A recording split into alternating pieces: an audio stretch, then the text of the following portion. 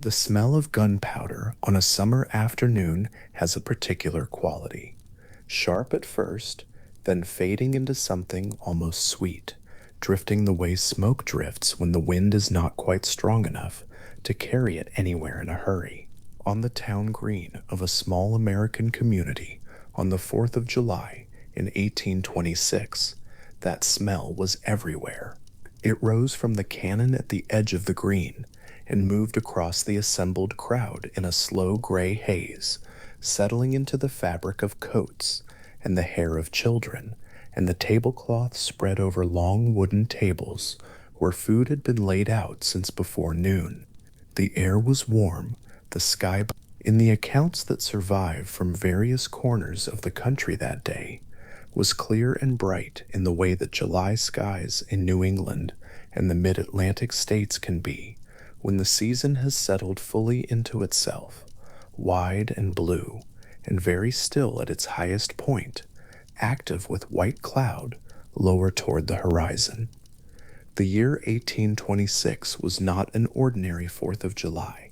Every community that had organized celebrations that summer understood this clearly before the day arrived. The date was the 50th anniversary of the adoption of the Declaration of Independence, what people at the time called the Jubilee, and the planning that had gone into the day's events in cities and towns across the eastern United States had been underway for months. In Boston, a formal oration had been arranged. In Philadelphia, where the document had been drafted and adopted, the celebrations carried the particular gravity of a city marking its own central place in the founding story. In Charleston and Baltimore, and in smaller towns whose names appear only in regional records and old newspaper accounts, committees had organized cannon fire and processions and public readings of the Declaration itself. Groups of citizens gathered in courthouse squares and on village commons to hear the familiar words read aloud in full for the occasion. Public readings of the Declaration were a common feature of 4th of July celebrations in that era. A local dignitary or minister or lawyer would stand before the assembled crowd and read the document from beginning to end, the full text, including the long list of grievances in the body of the document that many listeners would have been hearing since childhood. In 1826, those readings carried an additional weight that the crowds listening to them would have felt even before anything unusual happened that afternoon. 50 years. The people gathered on those greens and in those squares were the children and grandchildren of the men and women who had lived through the founding period. Many of them had parents or grandparents who had been alive in 1776. The 50th anniversary invited a particular kind of looking backward, a recognition that the span of a single human life was the only distance that separated the living present from the revolutionary moment.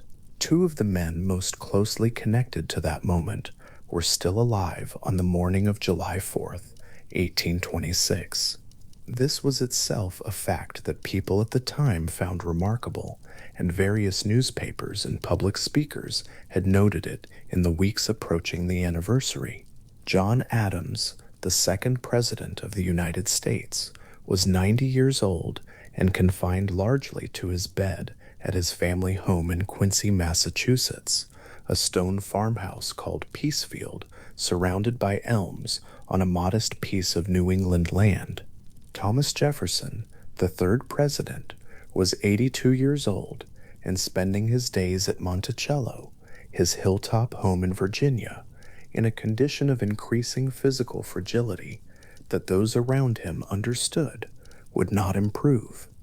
Both men had signed the Declaration of Independence. Both had served on the committee that produced its first draft.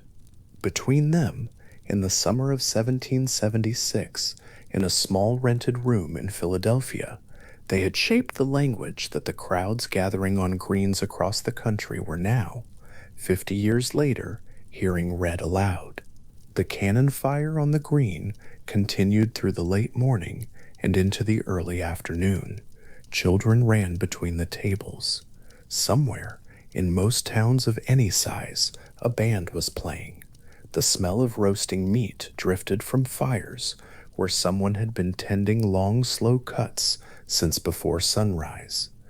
The sound of bells, church bells, used for both celebration and alarm throughout that period, moved across rooftops and over fields in slow rolling waves that could carry for several miles in still summer air. It was, by all accounts that survive, a genuinely festive day. The 50th anniversary had given communities a reason to celebrate with a particular fullness, a sense that something worth marking had arrived and that the marking ought to be done properly. Thomas Jefferson died at approximately 12 minutes before 1 in the afternoon at Monticello. His grandson Thomas Jefferson Randolph was at his bedside.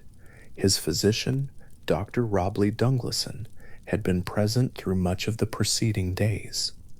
Jefferson had slipped into unconsciousness some time before the final moment, and those in the room described his death as quiet.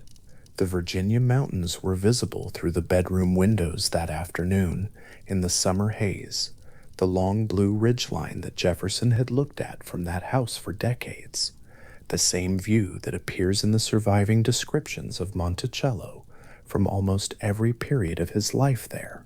He died in his own bed, in his own house. On the hilltop he had spent much of his adult life, designing and redesigning at the age of 82 years.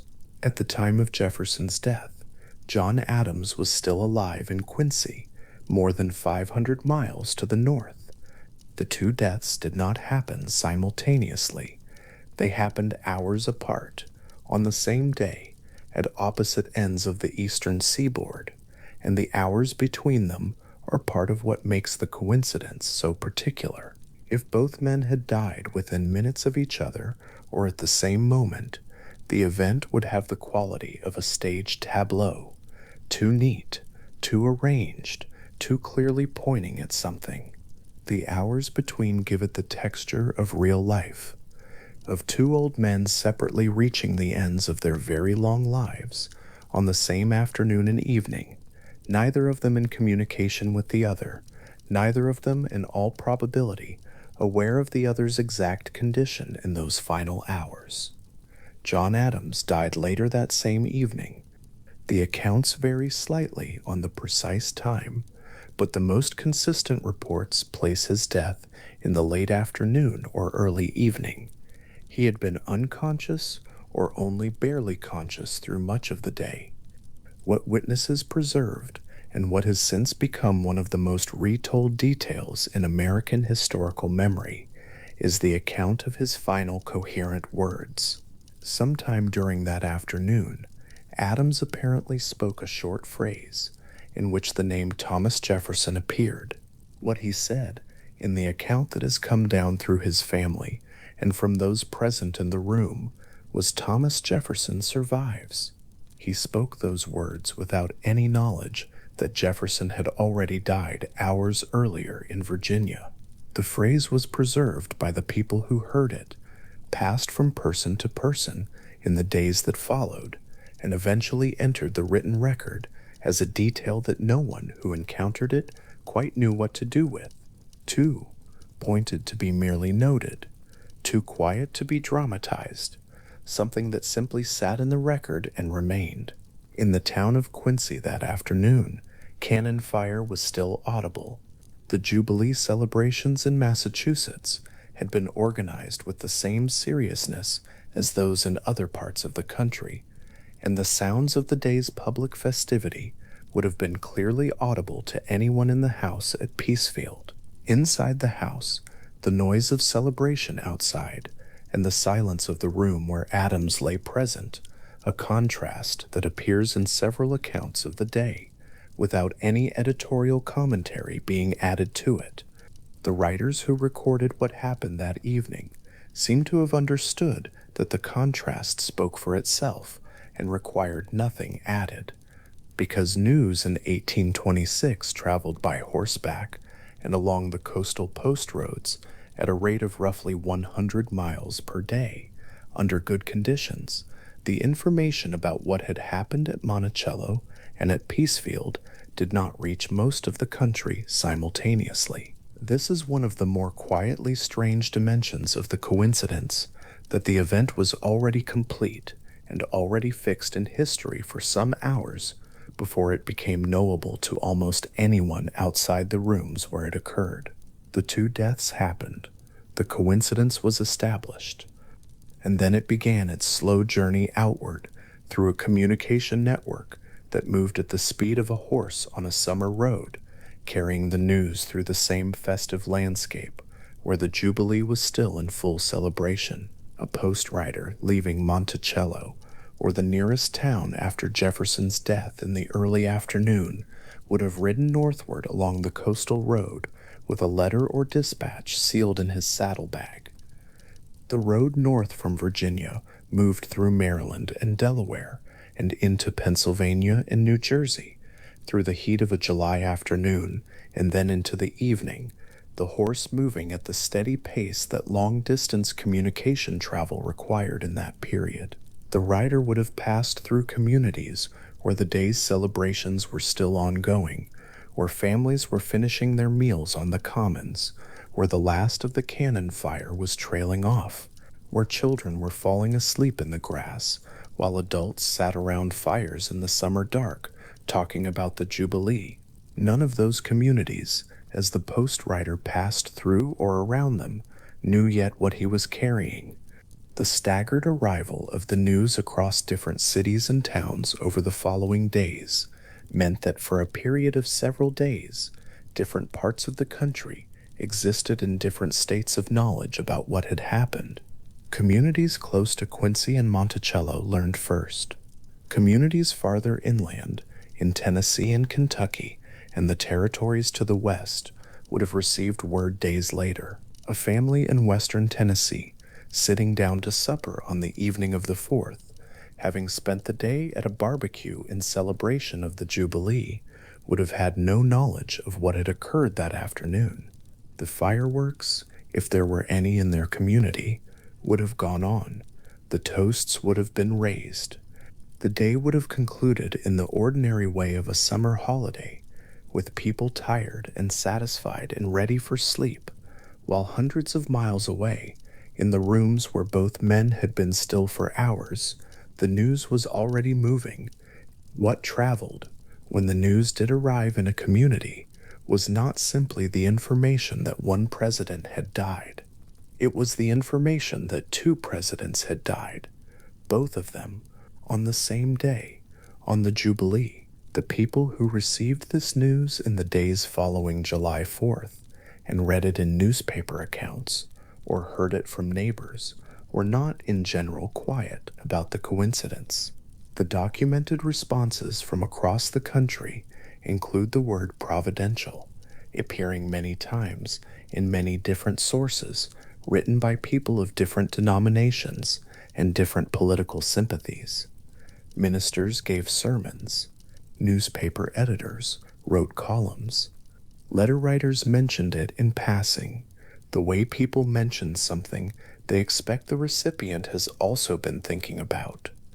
The event had the quality, for those living through the days that followed, of something that felt as though it was meant to be understood, though what it was meant to communicate, and by whom or what, was a question that produced many different answers.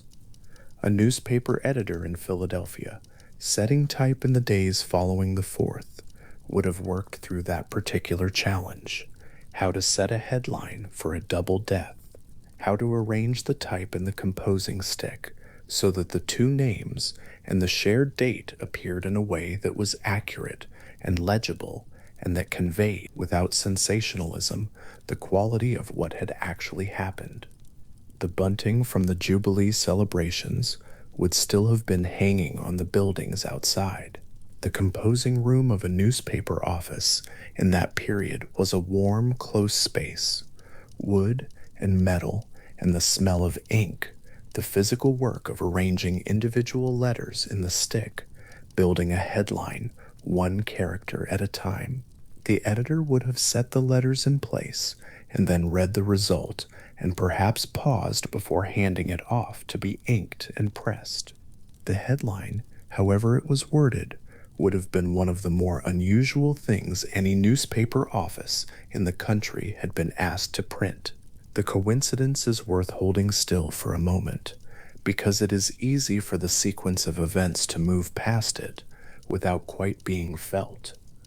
Two men, both of them signers of the Declaration of Independence, both of them former presidents, both of them among the last surviving members of the inner circle of the revolutionary generation, both of them dying on the same day, and that day being the 50th anniversary of the document they had both helped to create. The probability of any one of those elements intersecting with any other is small enough. The probability of all of them occurring together by the ordinary workings of chance is the kind of number that requires several steps of calculation to even estimate, and at the end of those calculations arrives at something small enough that most people, on hearing it, simply set the calculation aside and let the coincidence be what it appears to be. What it appears to be, when considered from the distance of nearly 2 centuries, is one of those arrangements that history occasionally produces, not supernatural, not arranged by any visible hand, not pointing toward any specific meaning that can be established from the outside, but genuinely and undeniably remarkable. The world produces these arrangements sometimes. 2 ships passing in a particular place, a letter arriving one day after its subject has died, a window in a cathedral that happens on one specific afternoon of the year to cast its light across a particular carved name. The arrangements themselves do not explain anything. They do not prove anything. They simply exist as patterns exist in the world, and people notice them, and the noticing is its own quiet event. John Adams and Thomas Jefferson had known each other for 50 years by the time they died. They had been collaborators, then rivals, then enemies in all but name, then silent for a decade, then, in one of the more gradual and genuine reconciliations in the historical record, friends again, exchanging letters through the last 14 years of both their lives. The friendship had been interrupted by political conflict of the most serious kind, the kind that makes personal feeling feel irrelevant for a long time. It had resumed through the patient effort of a mutual friend who understood that both men were old enough now for the political conflict to have receded to its proper size. The letters that followed the reconciliation number in the hundreds and cover everything from philosophy to farming to the nature of the soul. They wrote to each other as 2 men who had known each other long enough that they could be honest, which is a condition that becomes rarer as a life extends and the number of people who have known someone for a very long time becomes smaller. By 1826, the revolutionary generation was nearly gone. Adams and Jefferson were its last visible representatives, the men whose names the public still connected most directly to the founding period. Many of their contemporaries had died in the years and decades preceding, men who had signed the Declaration, men who had served in the Continental Congress, men who had commanded regiments or negotiated treaties or drafted state constitutions in the late 1770s and 1780s. The community that had once been large enough to sustain a shared social world had shrunk over the decades to a handful and then to almost no one. Adams himself had written, in his later correspondence, about the strange experience of having outlived nearly everyone he had known during the most consequential period of his life, describing himself in one letter as a survivor from a world that had largely passed. Jefferson had expressed similar feelings in different terms. In the summer of 1826, the communities planning their Jubilee celebrations were aware, in a general way, that both men were in declining health. Newspapers had carried accounts of their physical conditions. People who lived near Quincy or near Charlottesville would have had more particular knowledge. But the scale and the planning of the Jubilee celebrations proceeded without any expectation that either man would die on the 4th itself. The date was simply the anniversary, and the two old men were simply the most venerable living witnesses to what was being celebrated, and in many of the speeches and orations planned for the occasion, their names were going to appear as honorable references to the generation being commemorated. What no one planning those events could have anticipated, in the weeks before the 4th, was that by the time the day's celebrations were over, both men would be gone. The speeches that had been drafted to honor them as living members of the founding generation would be delivered, in some cases, to audiences that were already aware or would be made aware before the end of the day that neither man was alive to receive the honor. The mood of those gatherings where the news arrived quickly must have been a genuinely unusual thing. People who had come out in holiday clothing for a day of festivity, finding themselves, over the course of a few hours, in the presence of something that felt much larger and more solemn than the day had seemed when it began. There is a particular quality to learning in the middle of a celebration that something significant has happened elsewhere. The celebration does not stop immediately. People continue in the motions of the day for a while, because the day has its own momentum, and it takes time for new information to fully settle into a gathering and change its character. A cannon that was already loaded might still be fired. A toast might still be offered that someone had been planning to offer all morning. The music, if a band is playing, might finish its piece before anything is said. And then, gradually, the nature of the occasion shifts, and people who came out for one kind of day find themselves standing inside a different kind of day, looking at each other and trying to find the right bearing. The celebrations that were still proceeding in communities farther inland when the news arrived, or that concluded that evening without any news arriving at all, have a different quality in retrospect. A family in Kentucky toasting the Jubilee on the evening of the 4th, the candles burning on the table, the children allowed to stay up later than usual for the occasion. That family was completing their celebration of a living founding in the presence of something they did not yet know had changed. Both men were already gone by the time any family in that part of the country raised its glass. The anniversary had already become something different from what it had been at the start of the day. This is one of the more quietly affecting dimensions of how historical events actually unfold. The way that the world can change fundamentally in one place while remaining exactly as it was in another place, and the two conditions coexisting for hours or days until communication closes the gap. The world of July 4th, 1826, was not a world with telegraph lines or newspapers that could be printed and distributed on the same day in multiple cities.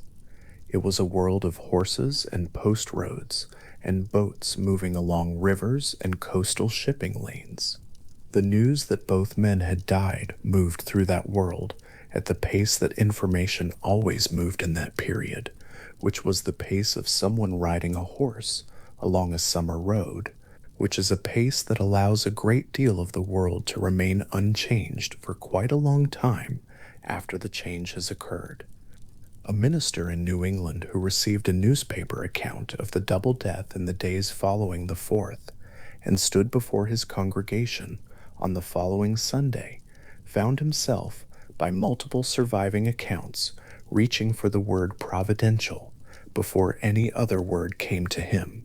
It was the word that seemed to fit most naturally, not in a precise theological sense that could be defended in detail, but in the broader sense of something that appeared to exceed what chance alone could plausibly have arranged. The congregations that heard such sermons that July would have been made up of people who had their own feelings about what the coincidence meant, and those feelings would not all have been the same. But the minister reaching for that particular word, the word for something that felt as though it had been ordered, captures something true about the general response to the news across the country in the days that followed. The event did not feel like an accident. It felt to a great many people like something that had been shaped. Whether it was shaped, or by what, is not a question the surviving record can answer. What the surviving record does show is that people thought about it, wrote about it, spoke about it, and that the thinking and writing and speaking were in general not fearful or distressed, but quietly astonished, the particular response of people confronted with something that they could not fully account for and did not feel the need to fully account for, something that they were content to observe and note and carry with them as evidence that the world was occasionally capable of a certain kind of arrangement. The two men on the morning of July 4th, 1826, were both still alive. This is one of those facts that is obvious and yet worth sitting with, that there was a morning on which both of them existed in the world, and that the afternoon changed that, and that the afternoon's change was complete by the time most of the country learned anything had changed at all. The morning of the Jubilee, with its cannon fire and its bells and its tables set out on the commons, contained both of them. The evening did not contain either of them. The distance between morning and evening on that day, measured in the ordinary way as a span of hours, also measures something else that is harder to quantify but equally real: the end of a particular era in American life, the era in which men who had been present in Philadelphia in 1776 were still alive and still reachable. Thomas Jefferson died first, around midday, at his house on the hill in Virginia. His death occurred while the Jubilee celebrations in communities across the country were at or approaching their peak, while the cannon fire was most frequent, and the public readings of the Declaration were being delivered, and the toasts were being raised. He died quietly, in a room full of familiar objects, looked at by people who loved him. The news of his death was written down, and it was sealed, and it was given to someone to carry. The letter, or the dispatch, or whatever form the news took when it first moved northward from Virginia, would have been carried by a rider on the main post road. The post roads of the 1820s followed roughly the same routes that would later become better maintained turnpikes, and eventually, much later, the routes of rail lines. They moved along the coastal lowlands, dipping inland around rivers and bays, connecting the major towns of the eastern seaboard in a network that was, for its time, reasonably efficient. A rider moving north from Virginia on the afternoon of July 4th would have had many hours of summer daylight ahead of him. The roads would have been dry in July, good riding weather. The evening would have been long and warm. He would have ridden through communities still in the middle of their celebrations. Quincy was more than 500 miles from Monticello along those roads. 500 miles at 100 miles per day, under good conditions, was 5 days of travel. The news of Jefferson's death would have reached Quincy sometime around July 9th or 10th, well after Adams himself had died, well after Adams had spoken his few final words, including the name that would be preserved and repeated for nearly 2 centuries afterward. The name of a man he did not know was already gone. This is the complete shape of what happened that afternoon. 2 old men, both of them carrying the full weight of very long lives that had intersected at some of the most significant moments in the country's founding, both of them declining through the summer of 1826, both of them reaching the end of their lives on the day that was being celebrated as the most significant anniversary the young republic had yet observed. Jefferson going first, quietly at midday on a hill in Virginia, Adams going later in the evening in Massachusetts, speaking a name in the last coherent words his family would hear from him. The news of both of them sealed and placed in saddlebags and given to riders who turned their horses onto the summer roads and began the long journey toward all the people who had not yet heard. The towns in the interior of the country, the ones that the post roads reached last, the ones whose celebrations on the 4th concluded in the ordinary way of holidays, with people walking home through summer, dark in good spirits, and sleeping well, and waking the next morning to the ordinary world. Those towns held, for a few more days, a version of the 4th that was complete in itself. The Jubilee they had celebrated was the one they had planned and understood.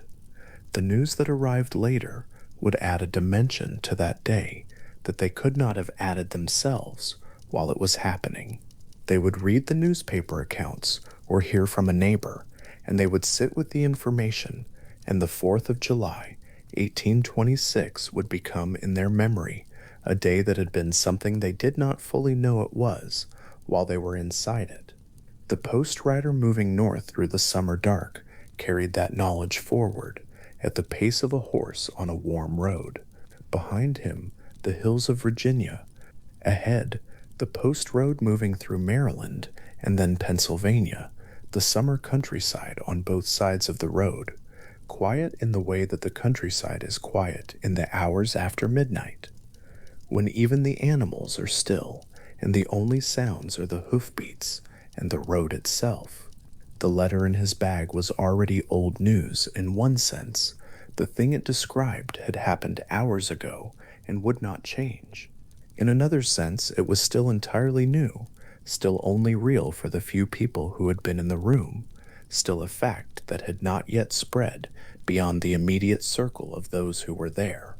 The coincidence that the letter contained, not just Jefferson's death, but the whole improbable arrangement of the shared day, the shared anniversary, the 50 years, the document, the two names, was also moving northward in that saddlebag, still sealed, still traveling, still making its way toward all the people who would read about it or hear about it and reach each of them in their own way for the word that seemed most nearly right. The celebrations on the greens and the commons and in the courthouse squares of the towns ahead were long over by that hour. The tables had been cleared, the cannon had gone cold. The families that had gathered for the Jubilee were home and asleep. The darkness over the post road was the same darkness over all of it.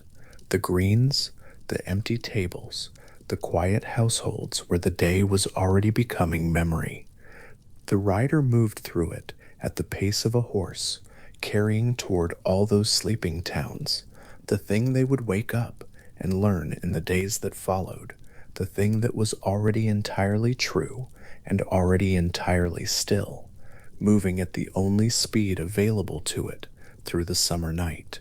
Peacefield sat on a modest rise above the town of Quincy, Massachusetts, and from certain angles in the summer it looked less like the home of a former president than like the home of a prosperous farmer who had spent a great deal of money on books. The stone was old even then. The elms around it had been growing for decades, and their roots had long since settled into the earth around the foundation, the way old roots do, as though they had no intention of going anywhere. On a warm morning in early July, the grass around the house would have smelled of dew burning off in the first real heat of the day, and the light through those elms fell in long shifting bars across the path to the front door. The house had a proper name, though people in Quincy mostly just knew it as the Adams Place. John Adams had lived there for most of his adult life, had returned to it after his presidency with something like relief, and had spent the better part of 3 decades filling its rooms with books and correspondence and the slow accumulation of a very old man's quiet days. By the summer of 1826, The library shelves were dense with volumes in English, French, Latin, and Greek, and the light that came through the small paned windows fell across spines that Adams had touched and opened and argued with over the course of more than 60 years of serious reading. The room smelled of paper and old leather, and on cold days of the fire that burned in the grate beneath the mantel. On warm days, it smelled of warm wood and the faint sweetness of the elms outside. John Adams turned 90 years old in October of 1825. By that point, he was already the oldest living former president the country had ever produced, a distinction that carried with it a certain quality of apartness, the feeling of having remained in a world that had largely moved on without him. Nearly everyone he had known intimately in the years of the Revolution was gone.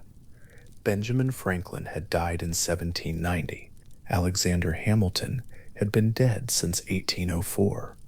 Abigail Adams, his wife of 54 years, had died in 1818, and her absence had reshaped the house around him in ways that were visible to anyone who visited. The rooms she had managed were still there. The chairs she had sat in were still there, but the quality of the place had changed, and Adams knew it had changed, and he had found ways of living with that knowledge, as old people find ways of living with many things, by continuing, and by reading, and by remaining curious about the world. His hands had become unreliable in his final years. The trembling was not constant, but it was present enough that writing had become an exercise in patience, requiring a steadiness of concentration that grew harder to sustain as the months passed. Adams had been a prolific correspondent for most of his life, had filled thousands of pages with his particular combination of argument and observation and dry, deflating humor, and it was a genuine loss to him when the letters became more difficult to compose. He found workarounds. He dictated to family members. He wrote in shorter bursts, in a hand that had grown large and slightly uncertain, each letter formed with more deliberate effort than it once required. The correspondence continued, because for Adams, the correspondence had always been a way of thinking, and the thinking had not stopped, simply because the hands had become slow. A book would be open on his lap in the afternoons. This was the detail that visitors most often noticed and later described, not his age, not the particular quality of his face or his voice, but the book. He read philosophy and history and theology, returned to authors he had argued with for decades, occasionally discovered something new, and formed opinions about all of it with the same energy he had brought to these questions at 50.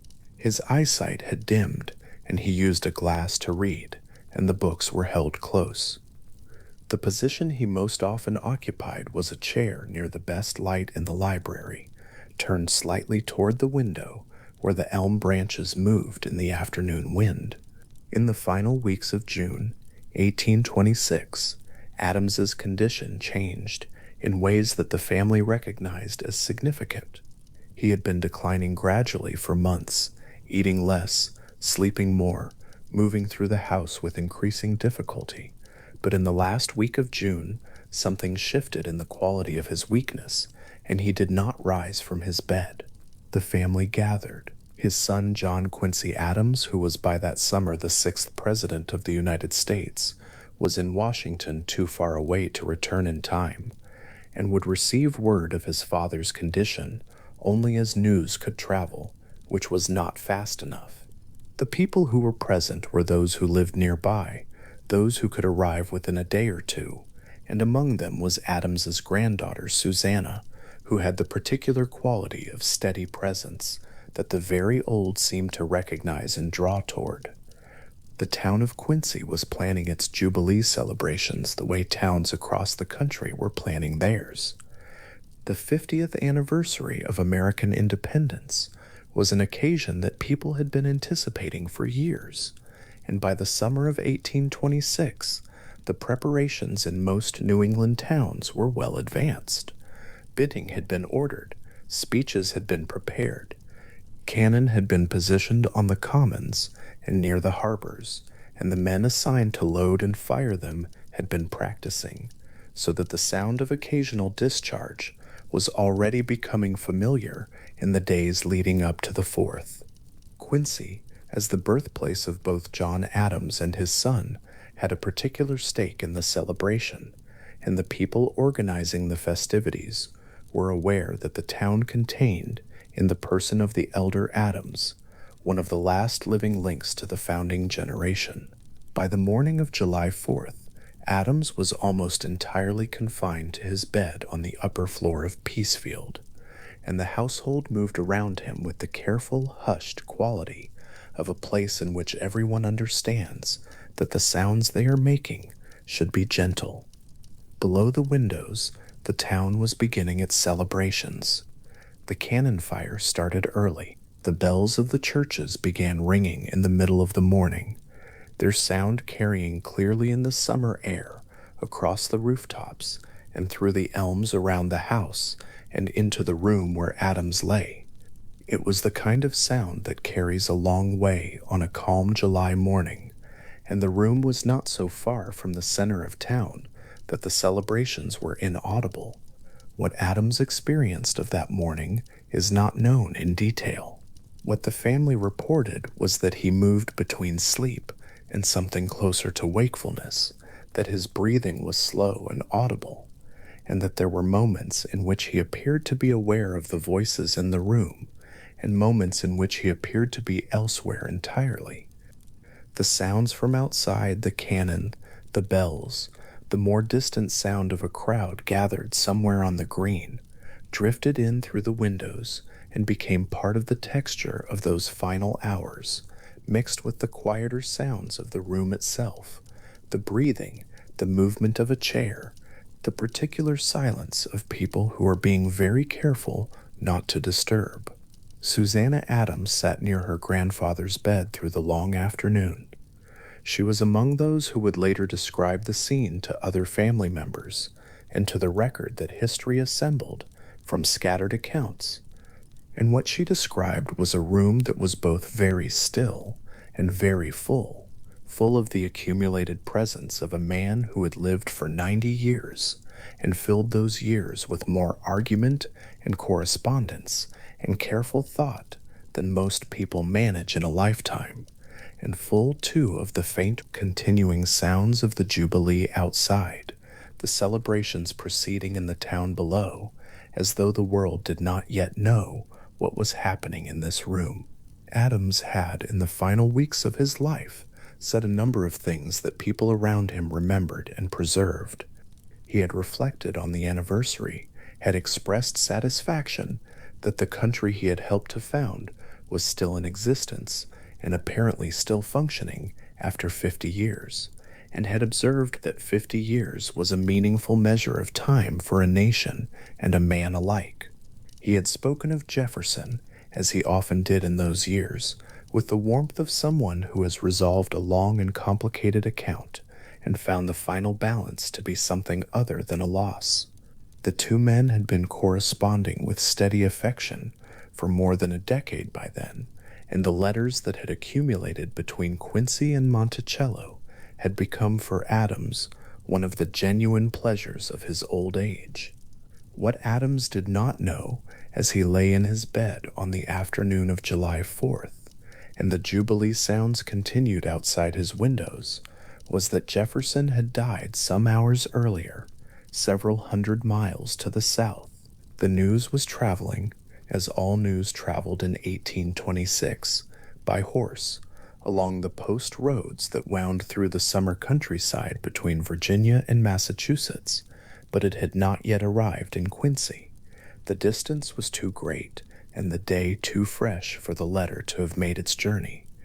Adams lay in his chair upstairs in Peacefield while the celebrations continued below, and the fact of Jefferson's death, already several hours old, had not yet entered the house. It was in the afternoon according to the accounts that survive, that Adams spoke what witnesses would later report as his final coherent words. The exact phrasing varies slightly between different accounts, which is the nature of words spoken in a hushed room and remembered afterward by people who were attending to many things at once.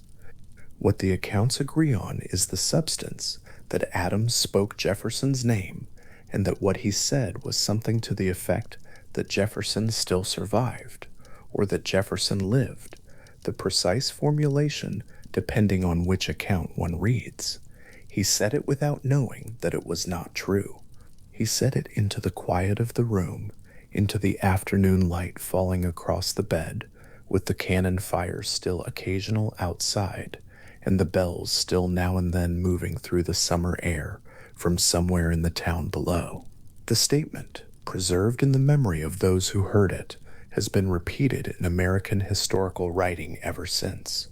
It has been called one of the most affecting details of the founding period, and it is not difficult to understand why. A man at the very end of his life, speaking his old friend's name, believing him still alive, the two of them bound to the same document, and the same day, and the same long arc of American history, the belief itself both true and untrue in a way that could not have been anticipated. Jefferson had survived, in the sense that Adams meant the word, for decades longer than anyone might have predicted at various points in their shared history. It was simply that he had stopped surviving some hours before Adams spoke the words. The afternoon continued. The cannon in the town below fired at intervals. The elms outside the windows moved in whatever wind there was. Susanna sat near the bed, and the room held the particular quality of rooms where the business of a very long life is drawing to a close, not urgently, not dramatically, but with the slow and settled quality of something that has been underway for a long time and is now reaching its natural end.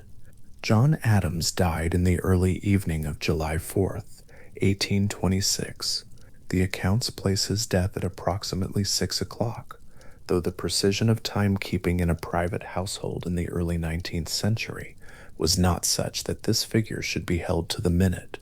What is certain is that he died on the 4th, that he died in Quincy, that he died at Peacefield, and that when he died, the celebrations in the town around him had not entirely ceased. He was 90 years and 247 days old. The age alone is worth holding for a moment. In 1826, to have lived 90 years was to have lived a remarkable span by any measure. Adams had been born in 1735 in a colonial Massachusetts that was still, in the most literal sense, a British possession, a place where the king's authority was real and assumed and not yet seriously questioned by most of the people who lived under it. He had been a young lawyer in Boston during the Stamp Act crisis. He had defended British soldiers after the Boston Massacre in a decision that cost him some popularity and that he later said he considered among the most principled acts of his professional life. He had ridden to Philadelphia as a delegate to the Continental Congress and had spent years in that role, working with a concentration and a forcefulness that his contemporaries consistently acknowledged, even when they disagreed with his positions. He had gone to Europe as a diplomat, had negotiated treaties, had lived in Paris and London in the company of kings and ministers and philosophers. He had served as the first vice president of the United States under George Washington, a role he found largely unsatisfying and described in private letters with a dry exasperation that was very much his own. He had been the second president, had served one term, had lost his bid for a second term to Jefferson in an election that left a wound in the friendship that took a decade and more to begin to heal. And then he had come home to Quincy, to Peacefield, to the books and the letters and the elms, and had lived for another quarter century in the house on the rise above the town, reading and writing and receiving visitors and watching the country he had helped to found continue its existence without him in any official capacity. He had watched his son rise through American political life and eventually reach the presidency. He had outlived almost everyone he had been young with. He had, in the final 15 years of his life, recovered the friendship with Jefferson that the years of political competition had interrupted, and that recovery had given him something that simple longevity alone could not have provided. The record of his final years, assembled from letters and from the accounts of visitors and family members, is the record of a man who remained genuinely interested in the world and in the arguments the world was still producing.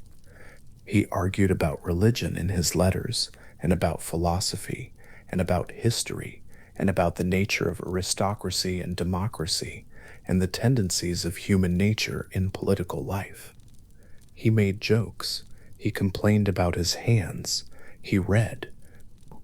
He formed opinions about books published decades after most of his contemporaries had died, and he expressed those opinions with the same energy he had brought to the questions at 30 and at 50 and at 70. The library at Peacefield had grown with him.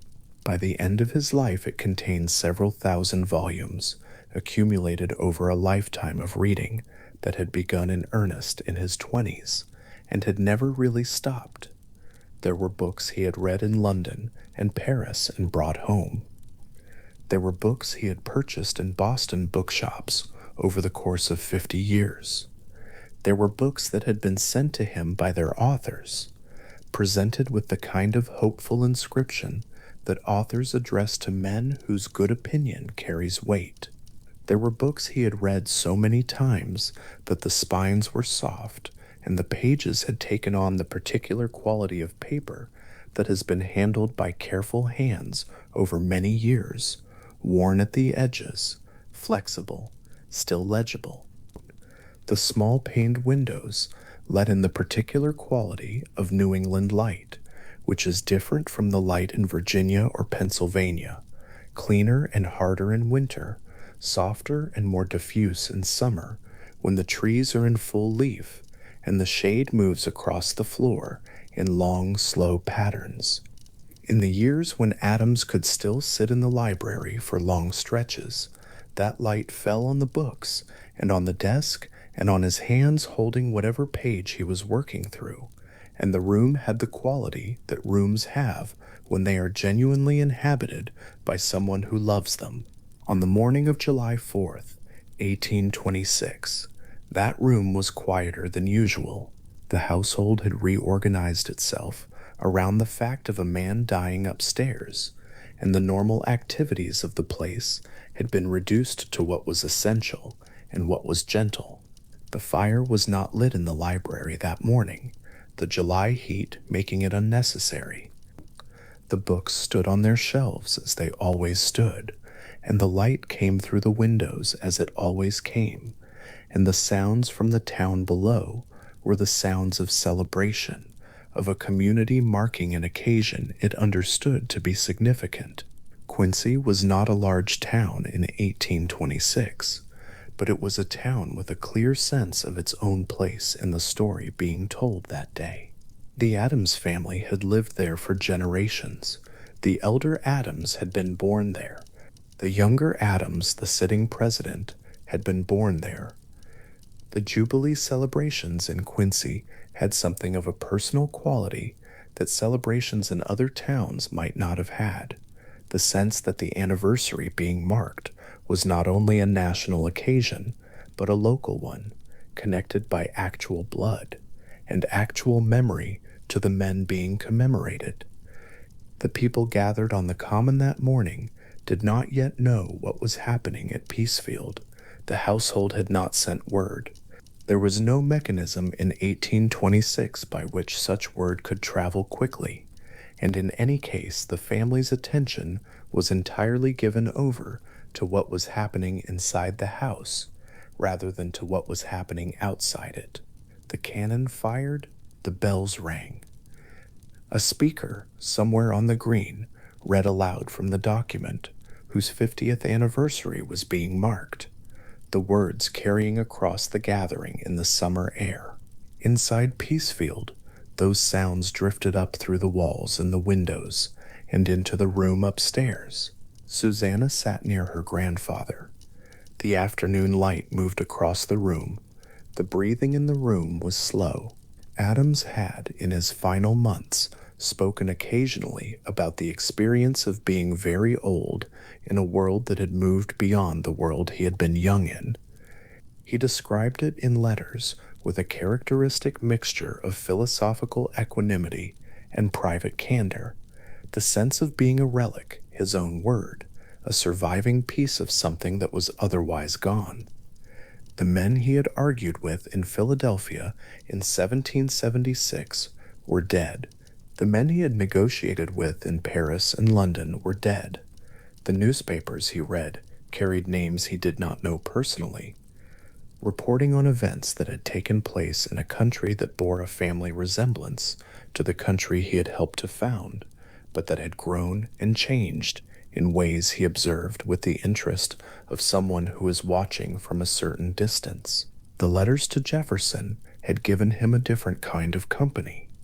Jefferson was one of the very few men still living who had been present in the same rooms at the same moments in the early years of the Republic, who shared the particular knowledge of what those rooms had actually felt like, what the arguments had actually sounded like, what the uncertainty of those years had actually felt like from the inside rather than from the perspective of a history that had already been written.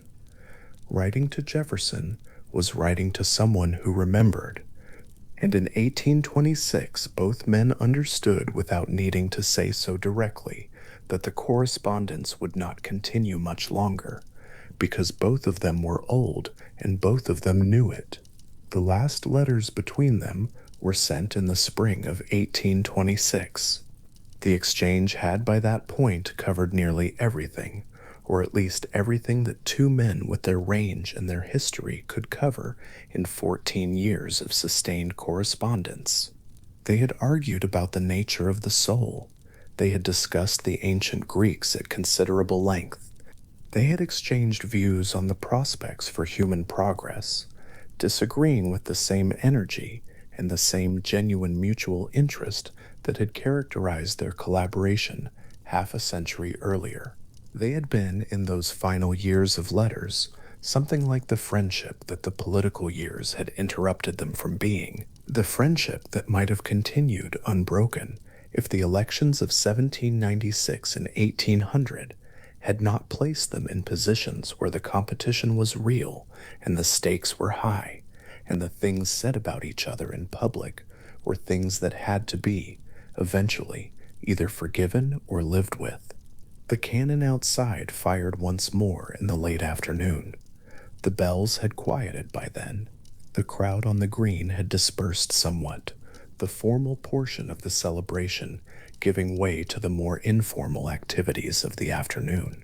Families had spread blankets on the grass. Children moved between the adults.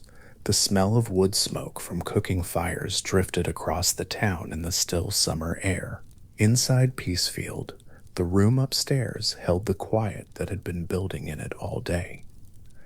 The afternoon light was coming at a lower angle now, the shadows longer, the quality of the air in the room beginning to shift toward the stillness of early evening. Susanna sat. The others who had gathered moved occasionally, spoke in low voices, sat again.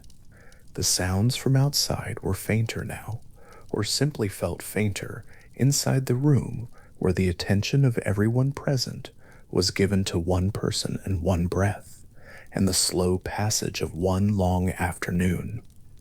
What Adams might have been thinking in those final hours is not something the record preserves.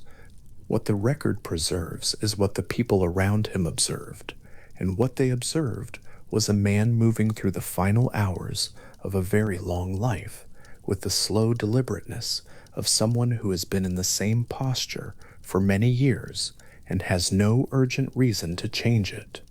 His breathing was audible but slow. His face, according to the accounts, was in repose. The trembling in his hands that had troubled his later years was not visible in the stillness of the bed. 90 years and 247 days is a long time to have been in the world. It spans the distance between a colonial boyhood in Massachusetts and the 50th anniversary of the nation that Massachusetts had helped to start.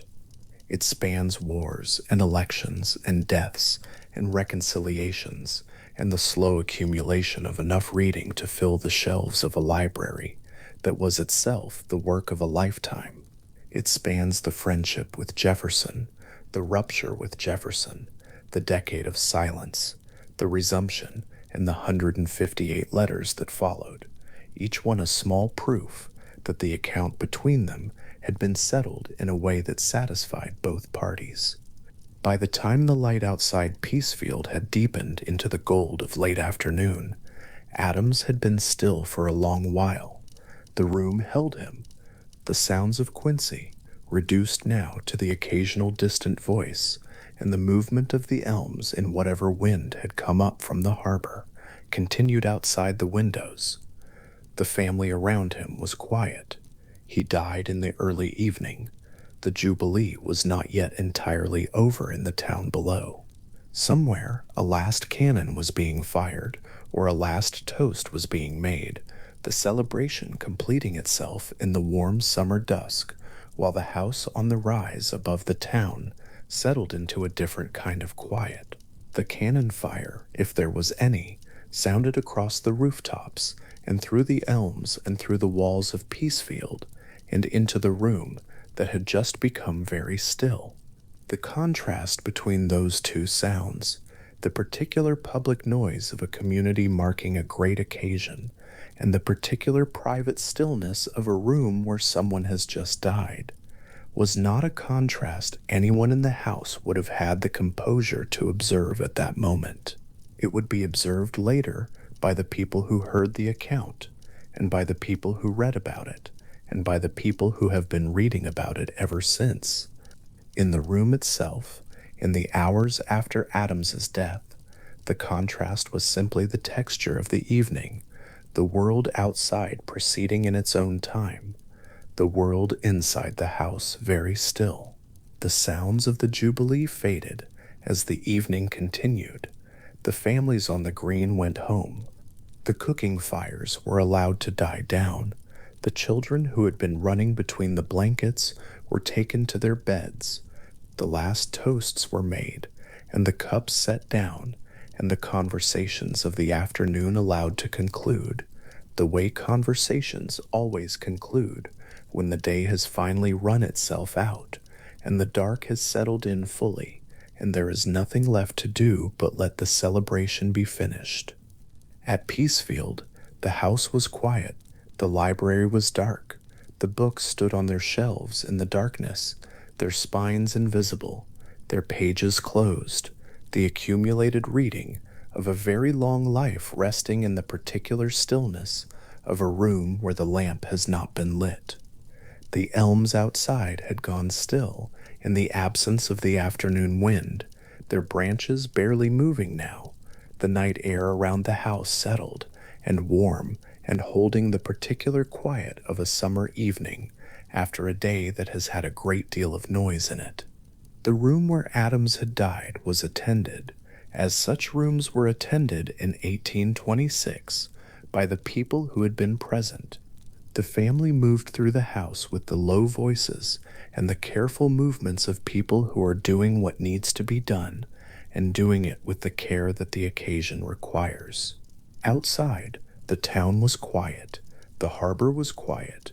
The road that ran past Peacefield and southward along the coast was quiet in the summer dark, though somewhere along that road, or along the roads that connected Quincy to the rest of the country, there were riders moving with letters, the ordinary correspondence of a July evening, carrying words between people who did not yet know what this particular day had produced. The cannon on the common had been unloaded and left for the night. The bunting hung still on the buildings around the green, its colors invisible in the dark, the red and blue reduced to shapes against the wooden facades of the buildings. A few windows in the town still showed light, the people inside them perhaps still talking about the day, about the speeches, about the readings from the Declaration, about the particular feeling of marking 50 years of something that had, against considerable odds, actually persisted. None of those conversations in those lighted windows yet contained the information that was sitting in the house on the rise above them. The news had not gone out. It would go out the next morning, or whenever the family was ready to send word, and then it would travel the way news traveled, by horse, by letter, by the slow movement of information across a landscape that was wide and not yet connected by anything faster than a good horse on a clear road. It would reach Boston before it reached Philadelphia. It would reach Philadelphia before it reached Washington. It would reach Washington before it reached the towns of the interior. And those towns would be the last to know that the day that had just celebrated its anniversary with cannon fire and toasts had also been, quietly and without ceremony, the last day of the man who had argued the Declaration through Congress 50 years before. Inside Peacefield, the rooms were still. The elms outside moved slightly in whatever small wind came up in the night. The books on the library shelves held their positions in the dark. The chair where Adams had sat in the afternoons to read, the chair turned toward the window for the best light, stood in its usual place. The book that had been open on his lap some weeks ago, long since closed, and returned to its shelf. The house had the quality that very old houses have, when the person who has most fully inhabited them is no longer in them, a particular kind of settled stillness, as though the walls have absorbed so much of one person's presence over so many years that even their absence has a weight to it, a texture, something the rooms will carry for a long time. The night continued. The town below was quiet. The summer dark lay over Quincy and over the harbor and over the road that ran south along the coast, toward Providence, toward New Haven, toward New York, toward Philadelphia, toward Washington, toward Virginia, the long post road that connected the northern states to the southern ones, along which news had always traveled, and along which it was traveling now, though not from Quincy, not yet, because the letter had not yet been written. Somewhere along that road, however, moving north through the summer night on horseback, was a rider carrying a letter from the other direction, carrying word from Virginia, from a hilltop south of Charlottesville, where a house sat with a red brick dome visible above the trees in daylight, carrying a sealed letter northward through the dark, while the man in Peacefield had only just that evening grown still. The letter moving through the warm summer night with its information sealed inside it, traveling toward a house that did not yet know it was coming, and that contained, while in the rooms it was now keeping quietly, a fact of its own that the letter's sender would never learn. The bedroom at Monticello faced east, and in the mornings of that last summer the light came in low and long across the floor, the kind of summer light that arrives early and stays warm, falling across the floorboards and the edge of the bed and the blue ridge of mountains just visible through the window glass, hazy in the July heat, the same mountains that had been there every morning of Jefferson's life at that house, unchanged in outline as everything else had slowly changed around them. The room was quieter in the summer of 1826 than it had been in earlier decades. The house itself was quieter. The visitors still came, because they always came, because Monticello had been receiving visitors for so long that some of them treated it almost like a public building, arriving at the door and expecting to be shown through, and the household had learned to manage them and the expense of them with a practiced economy that masked how thin things had become. But the particular energy of the place, the constant renovation, the experiments in the garden, the animated dinners that had once run late into the evenings, had settled into something slower. The man in the east bedroom was 82 years old, and the house arranged itself around him accordingly. The mountains on a clear July morning had a quality of soft blue distance that painters had noticed and tried to capture, and mostly found that it could only partially be caught on canvas. From the bed, on the days when the window was open and the air was still enough, the sound of the house would come in as well, the particular sounds of a working household, footsteps on the floors below, the occasional voice, the creak of wood in summer heat.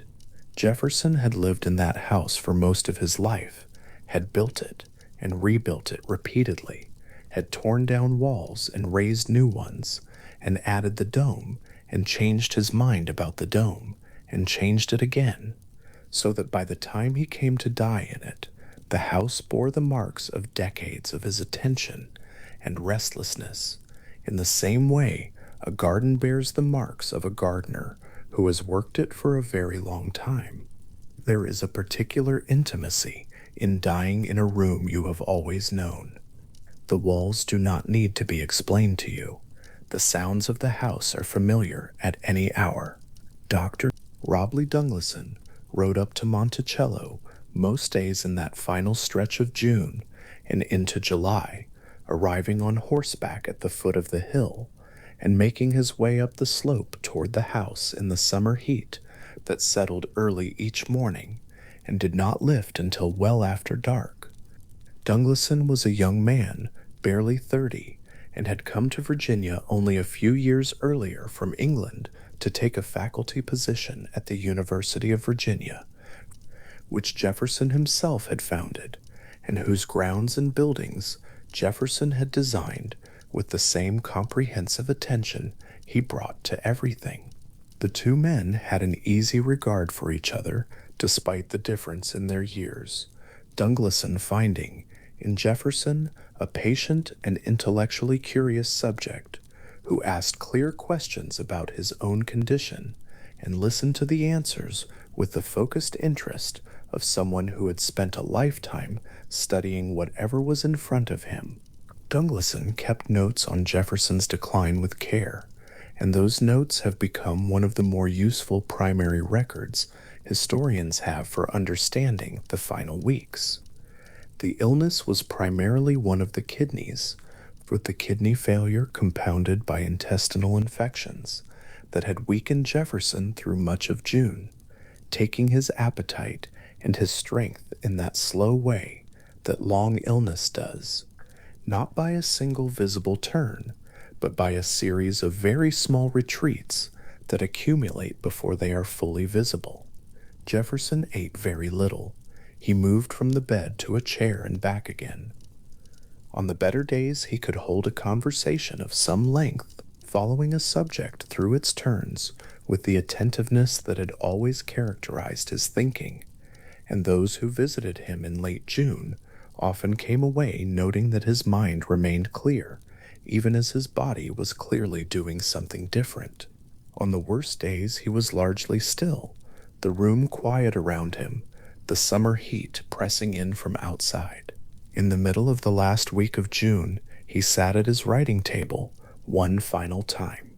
The table was a modest piece of furniture set against one wall of his bedroom, and on it sat the inkwell and the pen and the paper that had been such constant presences in his life for so long that by this point they were simply part of the room's furniture, the way the window and the floorboards were.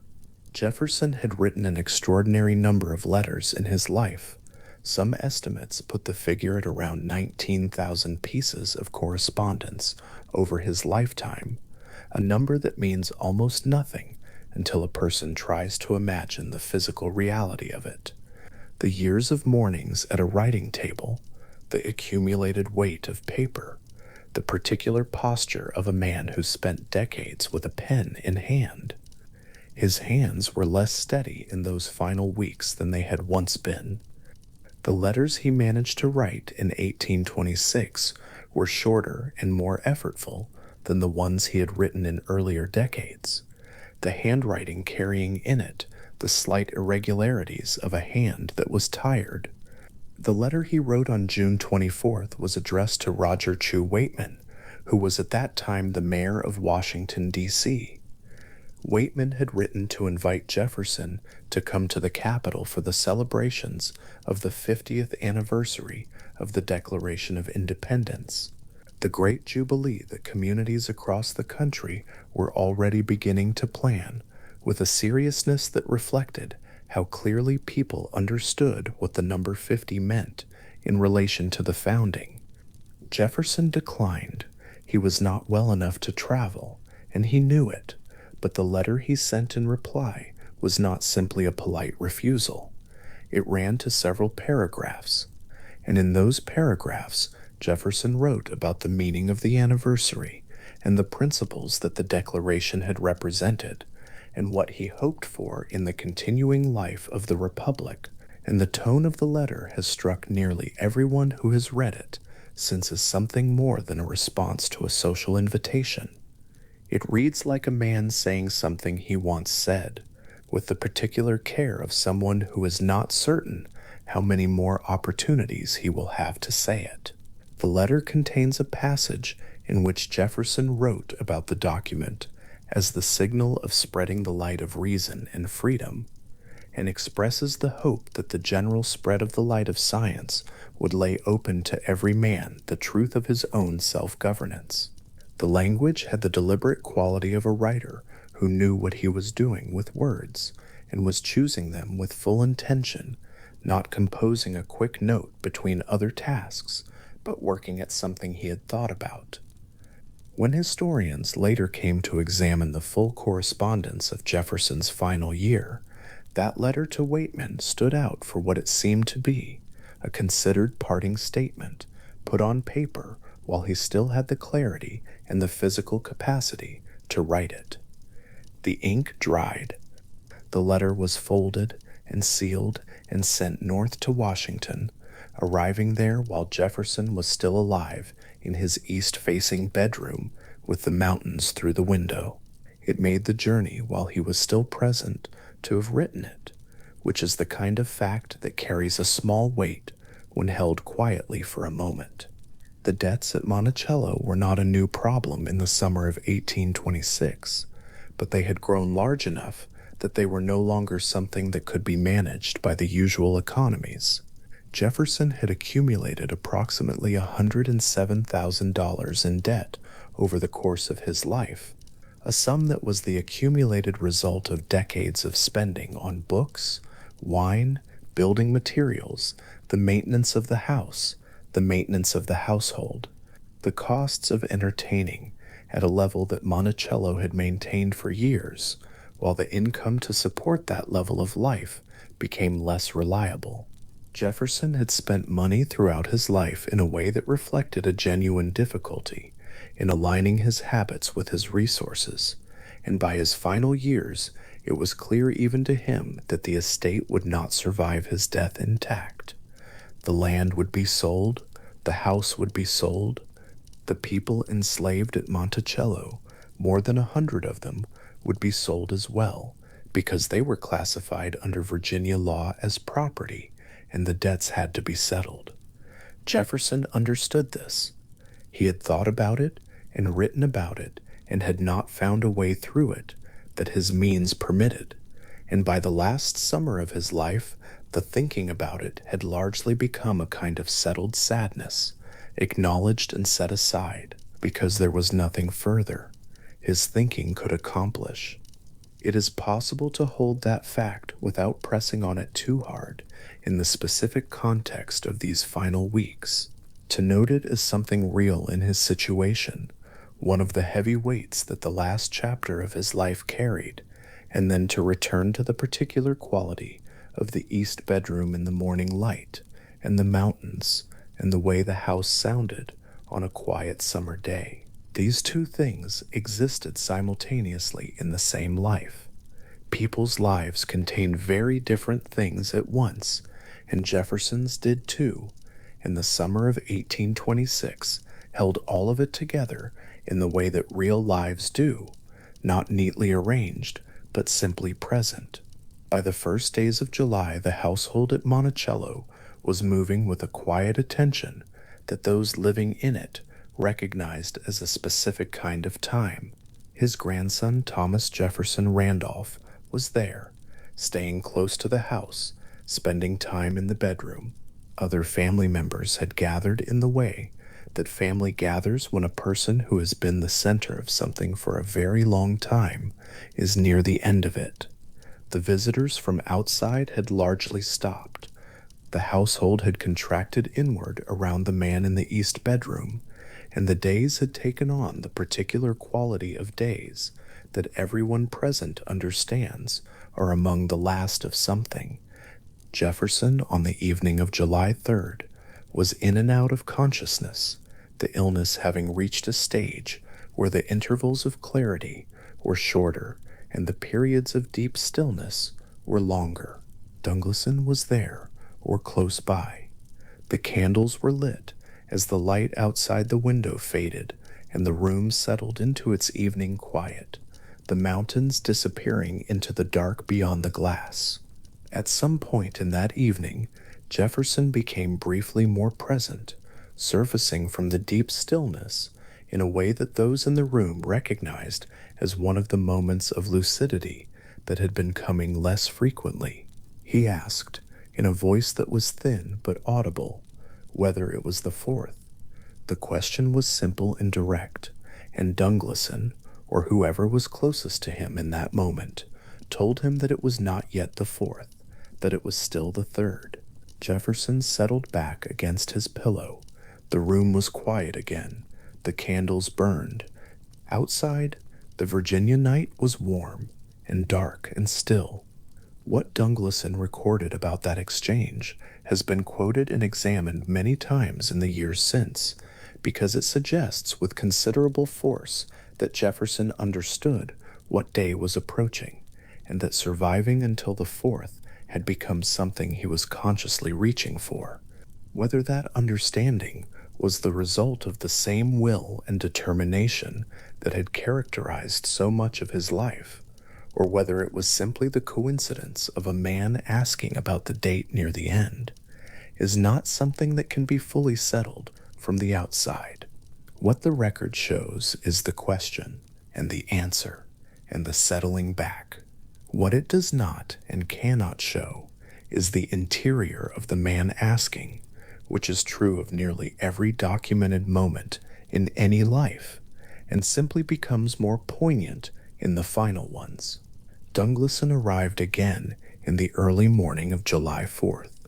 The house was in its summer morning state, the light just beginning to build outside, the heat not yet arrived. Jefferson had passed the night. He was still alive in the east bedroom, though the signs Dungleson observed pointed toward the end, being very near now, the breathing having taken on a quality that experienced physicians in that era recognized as one of the last indications. The household was gathered. Thomas Jefferson Randolph remained close, seated near the bed, watching with the particular attention of someone who is both fully present and aware that they are witnessing something they will carry with them for the rest of their own life. The morning moved forward.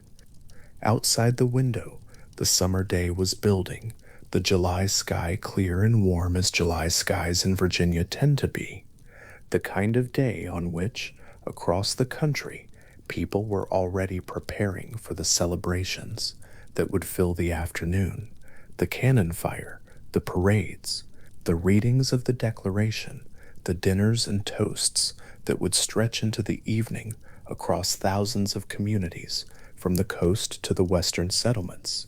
Jefferson did not know this, or if some thread of awareness remained in him, there is no way to know what it carried. He was, by the accounts of those present, deeply unconscious by mid-morning, his breathing audible in the quiet of the room, the intervals between breaths lengthening gradually in the way that the accounts describe. At approximately 10 minutes to 1 in the afternoon on the 4th of July, 1826, Thomas Jefferson died. Thomas Jefferson Randolph was at his side. The room was still. Outside, through the window, the mountains were where they had always been, the same blue ridgeline in the summer haze, the same unhurried Virginia landscape that had surrounded the house since before Jefferson had built it. The household absorbed what had happened in the way that households do, quietly at first, the information passing from one person to the next in the rooms below, the particular stillness of a house in which the central person has just become absent, settling over everything. The 50th anniversary of the Declaration of Independence was roughly halfway through its afternoon when the man who had been its primary author grew still in his bed at Monticello, having reached exactly the date he had asked about the night before. He had been born on April 13th, 1743, which made him 82 years and 83 days old.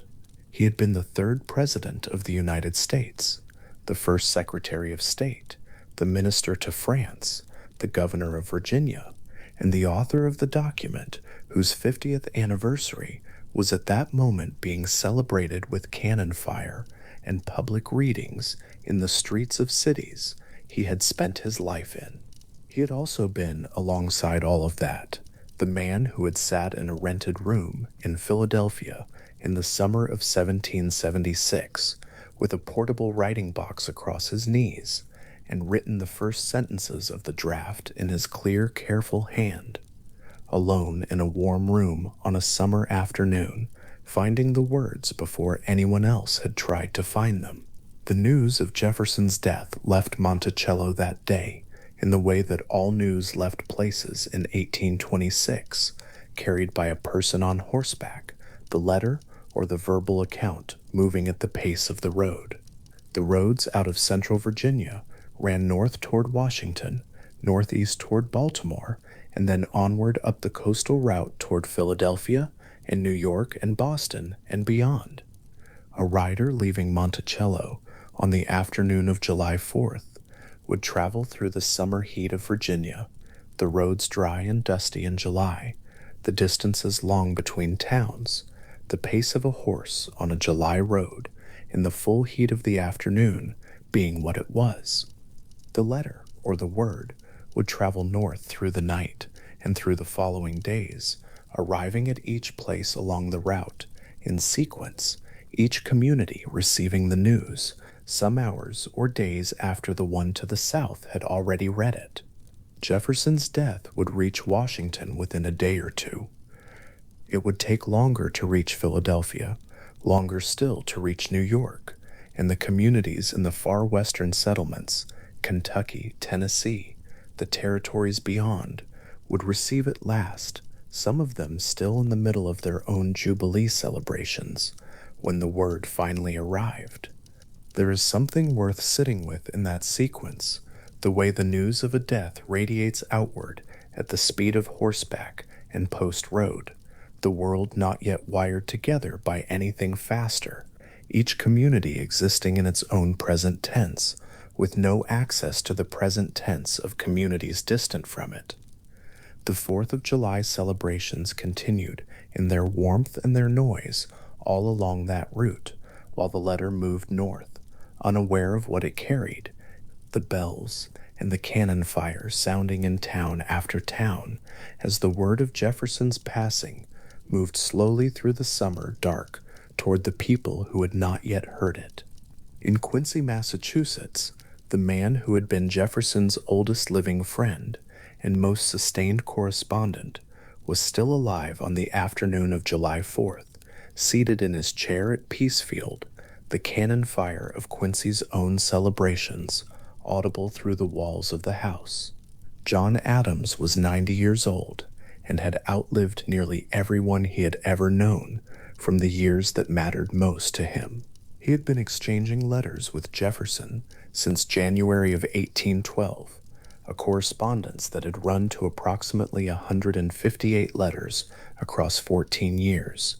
Two old men writing to each other about philosophy and theology and history and personal memory, the letters crossing in the post between Massachusetts and Virginia with the slow regularity of something that had become one of the structures of their lives. Adams had received no letter from Jefferson in the weeks of Jefferson's final illness that would have told him anything was wrong. As far as Adams knew, on the morning of July 4th, 1826, Jefferson was alive in Virginia. Adams was dying too, though more slowly, the life in him diminishing through his final weeks in a way that his family recognized clearly. He would die later that same afternoon, the cannon fire still sounding in the town of Quincy around him. In the hours before his death, in one of the intervals of partial lucidity that those around him had learned to attend to carefully, he was heard to say that Jefferson survived. The precise form of the words differs slightly between accounts, but the substance is consistent. He spoke Jefferson's name, and he spoke the idea that Jefferson was still living, and the people in the room with him let the words stand, not knowing yet that Jefferson had already been dead for several hours in Virginia. That phrase, that Jefferson survives, has traveled through American historical memory the way certain things do, repeated and quoted and written about so many times that it has become one of the most familiar details of the whole story. Part of what gives it its weight is the simple factual irony, the clean and quiet way in which Adams was wrong in his certainty. The man he was certain survived having died hours before he spoke.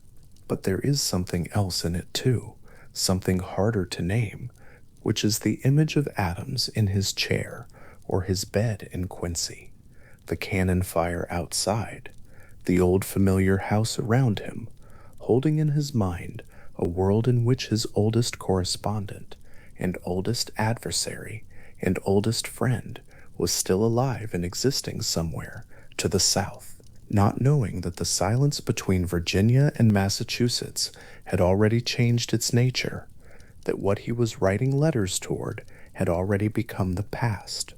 The letter that would tell him otherwise was not yet written when he spoke those words. The news would not reach Quincy until after Adams himself was gone. The two men died on the same day without either of them knowing it, their deaths separated by a few hours and several hundred miles of summer road. The coincidence complete and sealed in the afternoon of July 4th, 1826, before the country knew it had happened. Monticello, after Jefferson's death, was a house in transition, though not yet in the full sense that would come when the estate was sold and dispersed in the years following. On the afternoon of July 4th itself, it was simply a house in which someone had just died. The household gathered around that absence in the way that people gather, the rooms taking on the specific quality of rooms in which something large and permanent has just changed. The east bedroom was quiet. The window was still open, the mountains were still there, the blue ridgeline holding its distance in the summer afternoon light, unchanged and unhurried, indifferent in the way landscapes are, which is not coldness, but simply scale. The letter to Waitman was on the writing table. It had been written on June 24th, 10 days before Jefferson's death, and it had been sent and was already in Washington, already received, already read. But the copy, or the drafts, the papers associated with it, the physical presence of Jefferson's writing life in those final weeks, these remained in the house, on the tables, and in the drawers, and on the shelves that lined the walls of a study dense with books. Jefferson's library at Monticello was not the library he had sold to Congress in 1815. That enormous collection of roughly 6,000 volumes, that became the foundation of the Library of Congress after the British burned the original library during the war.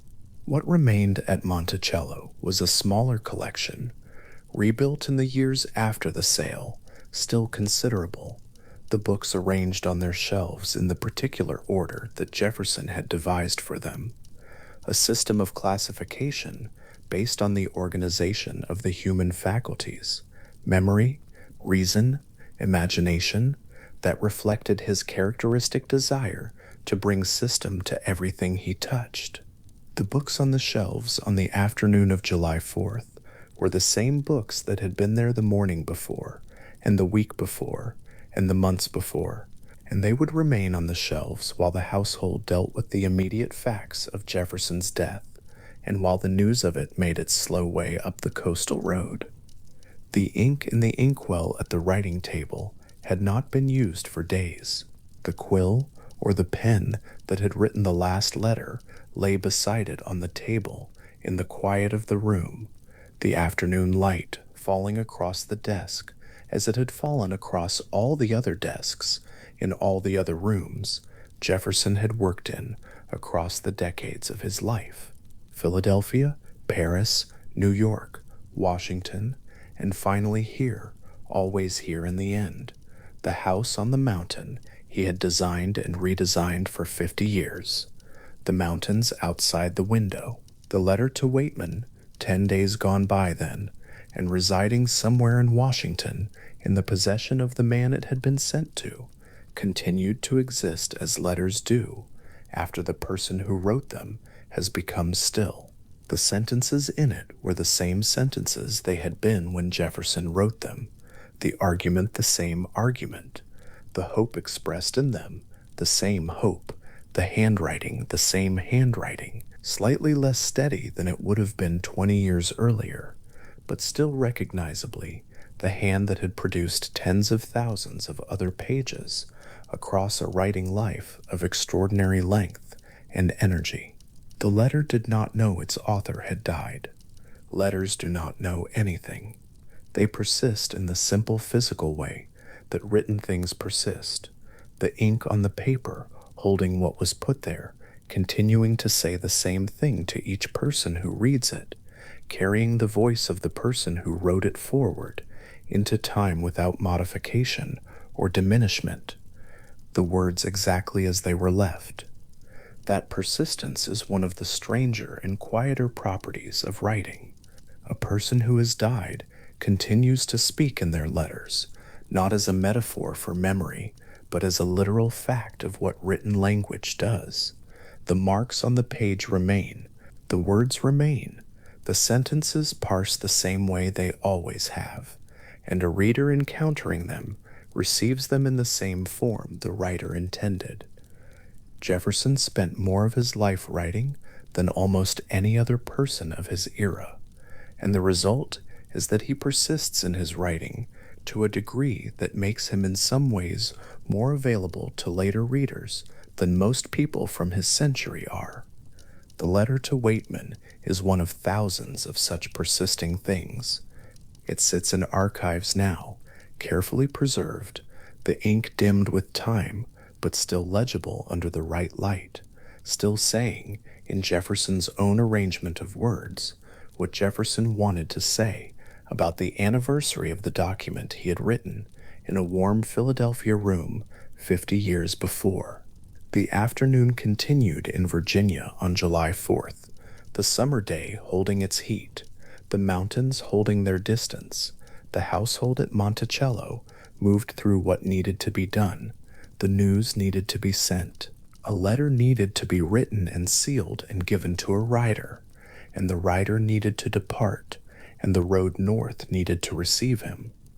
The hoofbeats going down from the mountain and into the valley and northward through the Virginia summer, carrying the fact of Jefferson's death toward the people who had not yet heard it.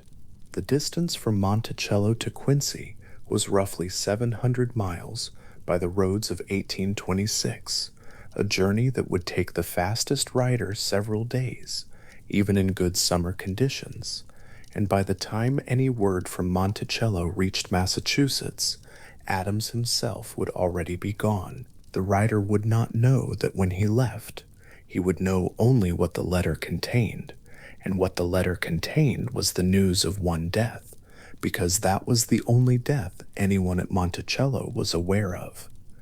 The other half of the coincidence was being completed at the other end of the road, in the house in Quincy, where Adams was spending his last hours in his chair, the cannon fire of the Jubilee celebrations continuing around him, the phrase about Jefferson surviving spoken into the room in one of his last coherent moments, the room settling back into its quiet afterward. The two facts, Jefferson's death at Monticello in the afternoon, Adams's death at Peacefield in the evening, were happening at different ends of the same country on the same afternoon, connected by the correspondence that had run between them for 14 years, and by the document they had both worked on 50 years before, not connected by any wire or signal or instantaneous communication, simply coinciding in the way that things coincide in history, without arrangement or announcement, simply occurring together in the calendar of a single day. The summer rode north from Virginia on the evening of July 4th, 1826, was a dry and dusty post road moving through the heat that had built all day and was only beginning, very slowly, to ease as the afternoon turned toward evening. The rider, or whoever carried the first word of Jefferson's death northward, moved through a country that was still celebrating. The towns along the route were still lit with the remains of the day's festivities, the flags still out, the smell of gunpowder from the cannon discharges still faint in the evening air, the barbecue fires in some towns still burning down to coals, as the families who had gathered around them began to think about going home. The news in the saddlebag moved through all of this, sealed and traveling, the country it was passing through still in the middle of a celebration it would not yet know was also a mourning. The mountains behind Monticello were blue in the last light of the afternoon, the way they were always blue in the last light, the color of distance and summer haze that sits on the Virginia ridgelines in July, the kind of color that a person who has lived with it all their life comes to know as simply the color of the mountains at that hour, nothing more particular than that, and also nothing less. The house was quiet, the writing table was quiet, the letter on it, dry and still and complete, said what it had always said, and would go on saying it, as letters do, for as long as paper and ink persist together, the words in their careful arrangement, the handwriting carrying the particular character of the hand that had formed it, the argument and the feeling and the careful final sentences of a man who had written them 10 days before his last afternoon, on a June morning at his desk, with the summer light coming through the window and the mountains in their usual place beyond the glass.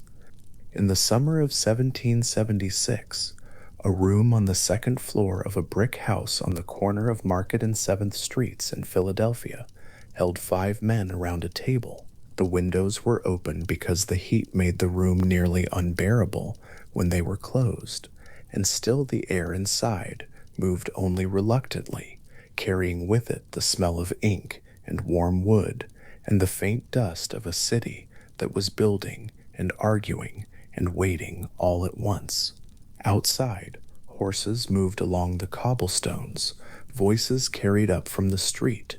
The 5 men, appointed by the Second Continental Congress to produce a draft of something that had not yet been written, leaned over the table and talked, and 2 of them, more than the others, seemed to keep finding their way back to each other's ideas. One was tall and red-haired and 33 years old, and preferred to think on paper rather than speak aloud in meetings.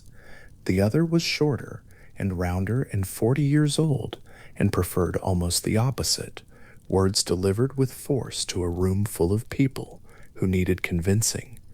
What they shared was harder to name than their differences, a seriousness about the task, a belief that the words they were choosing mattered in ways that extended past the immediate urgency of the moment, and something that, in the weeks of working together that summer, gradually became the thing that would shape the rest of both their lives, a genuine regard for the quality of each other's mind. Thomas Jefferson and John Adams had not known each other long when that summer began. Jefferson had arrived in Philadelphia in May of 1775 as a delegate to the Second Continental Congress, and Adams had been attending that Congress since its opening the previous year. They came from different colonies, different temperaments, and different political traditions: Virginia and Massachusetts, the plantation South, and the mercantile North, sitting on opposite ends of the colonial world in almost every practical sense. The Congress brought them into the same rooms, the same committees, and eventually the same conversations. And what those conversations revealed was that the two men were more alike in the things that mattered most to them than their origins would have suggested.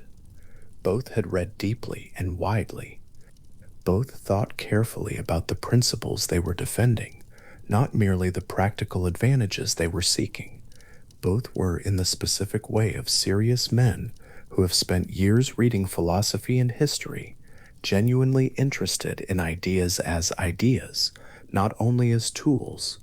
Jefferson wrote the first draft of the Declaration, largely alone, working in the upstairs room at his lodgings over several weeks in June of 1776. When the draft was ready and presented to Congress for debate, it was Adams who rose most frequently and most forcefully to defend the language against the objections that came at it from all sides.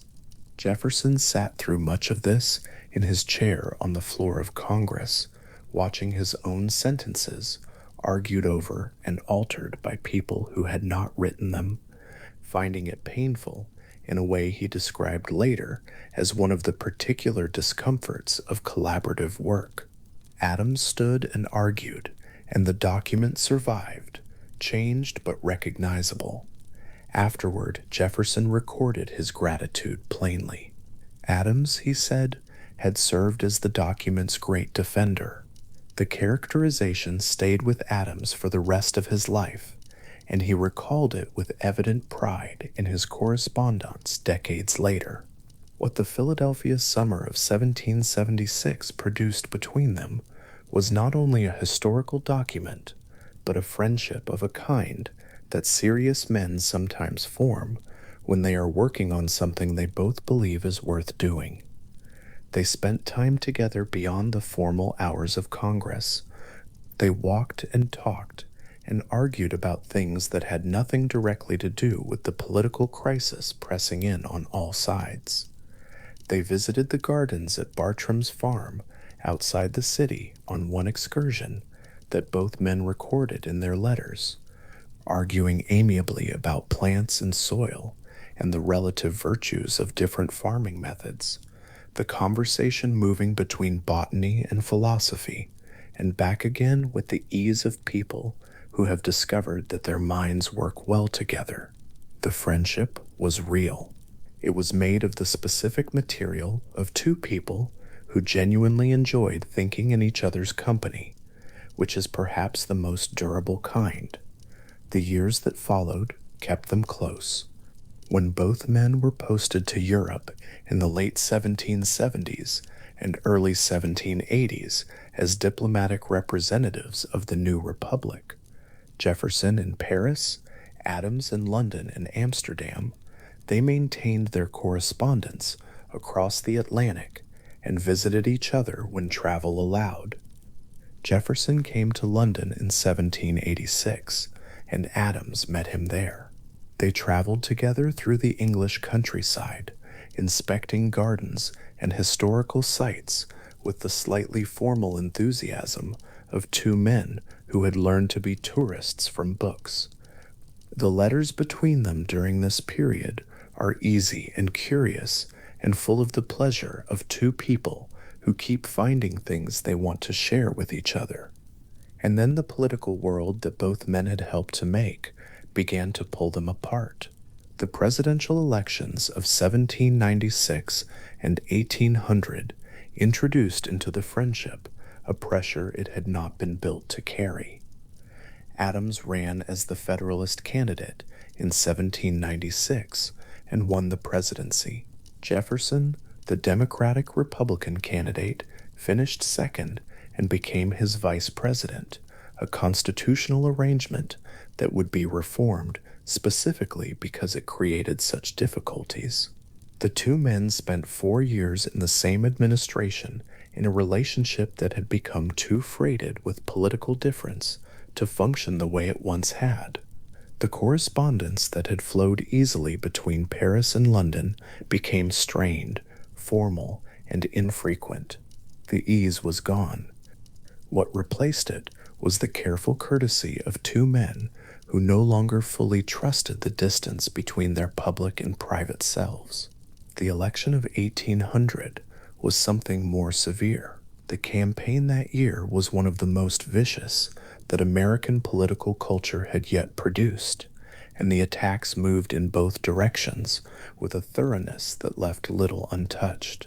Federalists depicted Jefferson as a godless radical whose election would bring chaos and irreligion to a country that had only recently established its institutions. Democratic Republicans depicted Adams as a man with monarchical ambitions, an admirer of the British system who would undo the work of independence if given another term. Neither portrait had much to do with the actual men, but both were widely circulated and widely believed, and the specific ugliness of the accusations left marks that outlasted the election itself. Jefferson won. Adams, in the last weeks of his presidency, appointed a significant number of federal judges in a move his opponents characterized as an attempt to entrench Federalist power before leaving office. Then, on the morning of Jefferson's inauguration in March of 1801, Adams was not there. He had left Washington before dawn, before the ceremony, not attending the transfer of power that had never before required attendance, and that his absence made conspicuous. The two men did not write to each other for the next 11 years. The friendship that had begun in the rooms and streets of Philadelphia, that had carried across the Atlantic and through the years of building a republic from almost nothing, went quiet. Adams returned to Peacefield in Massachusetts and continued his life there, reading and farming and occasionally publishing. Jefferson served 2 terms and then returned to Monticello. Both men moved through the years of their retirement, writing letters to many people, exchanging long and substantive correspondence with historians, politicians, old friends, and new ones. Neither one wrote to the other. The silence is not difficult to understand. The election of 1800 had produced in both men a kind of injury that was not easy to name directly, but was not easy to set aside either. Adams had believed, with some justice, that the attacks on his character had been unfair, and that people close to Jefferson had been responsible for some of the worst of them. Jefferson had his own grievances, and his own ways of holding what had happened without speaking about it. Two men who had once walked through English gardens arguing amiably about plants now existed in the same country without addressing each other, each fully aware of the other's continued presence in the world, and neither reaching across the gap that had opened between them. What eventually closed the gap was not time alone, and not any particular resolution of the disagreements that had opened it. It was a physician in Philadelphia named Benjamin Rush. Rush had known both men since the founding years. He was himself a signer of the Declaration, a distinguished medical figure, and a man with a genuine interest in the repair of fractured relationships, in part because he had experienced the cost of political estrangement in his own life and found it a poor use of the years available. Around 1811, with both Adams and Jefferson well into their 70s, and the years left to any of the founding generation growing plainly shorter, Rush began writing to both men separately, suggesting that a renewed correspondence between them was something the country needed, and something that they themselves needed, and that the decade of silence had cost them both more than whatever the election of 1800 had been worth preserving. He wrote carefully. He was a man who understood that he was handling something delicate, and his letters to both Adams and Jefferson are full of the particular precision of someone who has thought through the probable reactions to each sentence before committing it to the page. Adams responded first. In January of 1812, he wrote to Jefferson a short letter, slightly cautious in its tone, feeling its way across 11 years of silence, with the care of a man who is not certain of the reception, waiting on the other side. He sent with it a pair of homespun fabric straps, a gift without elaborate meaning, something tangible to accompany the words that were less certain of themselves. The letter was brief. It did not attempt to resolve or explain the years of silence, did not revisit the election or the appointments or the morning of the inauguration. It simply opened the door. Jefferson replied warmly. The warmth in his answer was apparently genuine. He had, his letters to others in the same period suggest, genuinely missed the friendship, in the way that serious people miss the specific pleasure of thinking in the company of someone who challenges and follows and occasionally outpaces them. The reply came from Monticello to Quincy on the Winter Post Road, and then Adams wrote back, and then Jefferson wrote back, and the correspondence that had been quiet for 11 years resumed with a speed and ease that surprised both men. Between January of 1812 and July of 1826, the two men exchanged approximately 158 letters. The precise number invites a certain kind of attention. Over 14 years, across the full span of their retirements, two men in their late 70s and 80s, and eventually their 90s, maintained a correspondence that ranged across almost everything they had spent their lives thinking about: philosophy and theology, history and science, the nature of government, and the likely fate of the republic they had helped to establish, the works of writers they had both read and disagreed about, the experiences of growing old in a country that was itself growing older, personal memories of events that both of them had witnessed from positions close to the center, events that were already beginning to pass from living memory into recorded history, the books they were reading, the health of their households, the deaths of people they had both known. The letters are full of argument. Adams, who had always preferred the spoken word and the floor of a debating chamber, translated that energy into his writing with a directness that Jefferson met with his own, more measured but equally substantive style.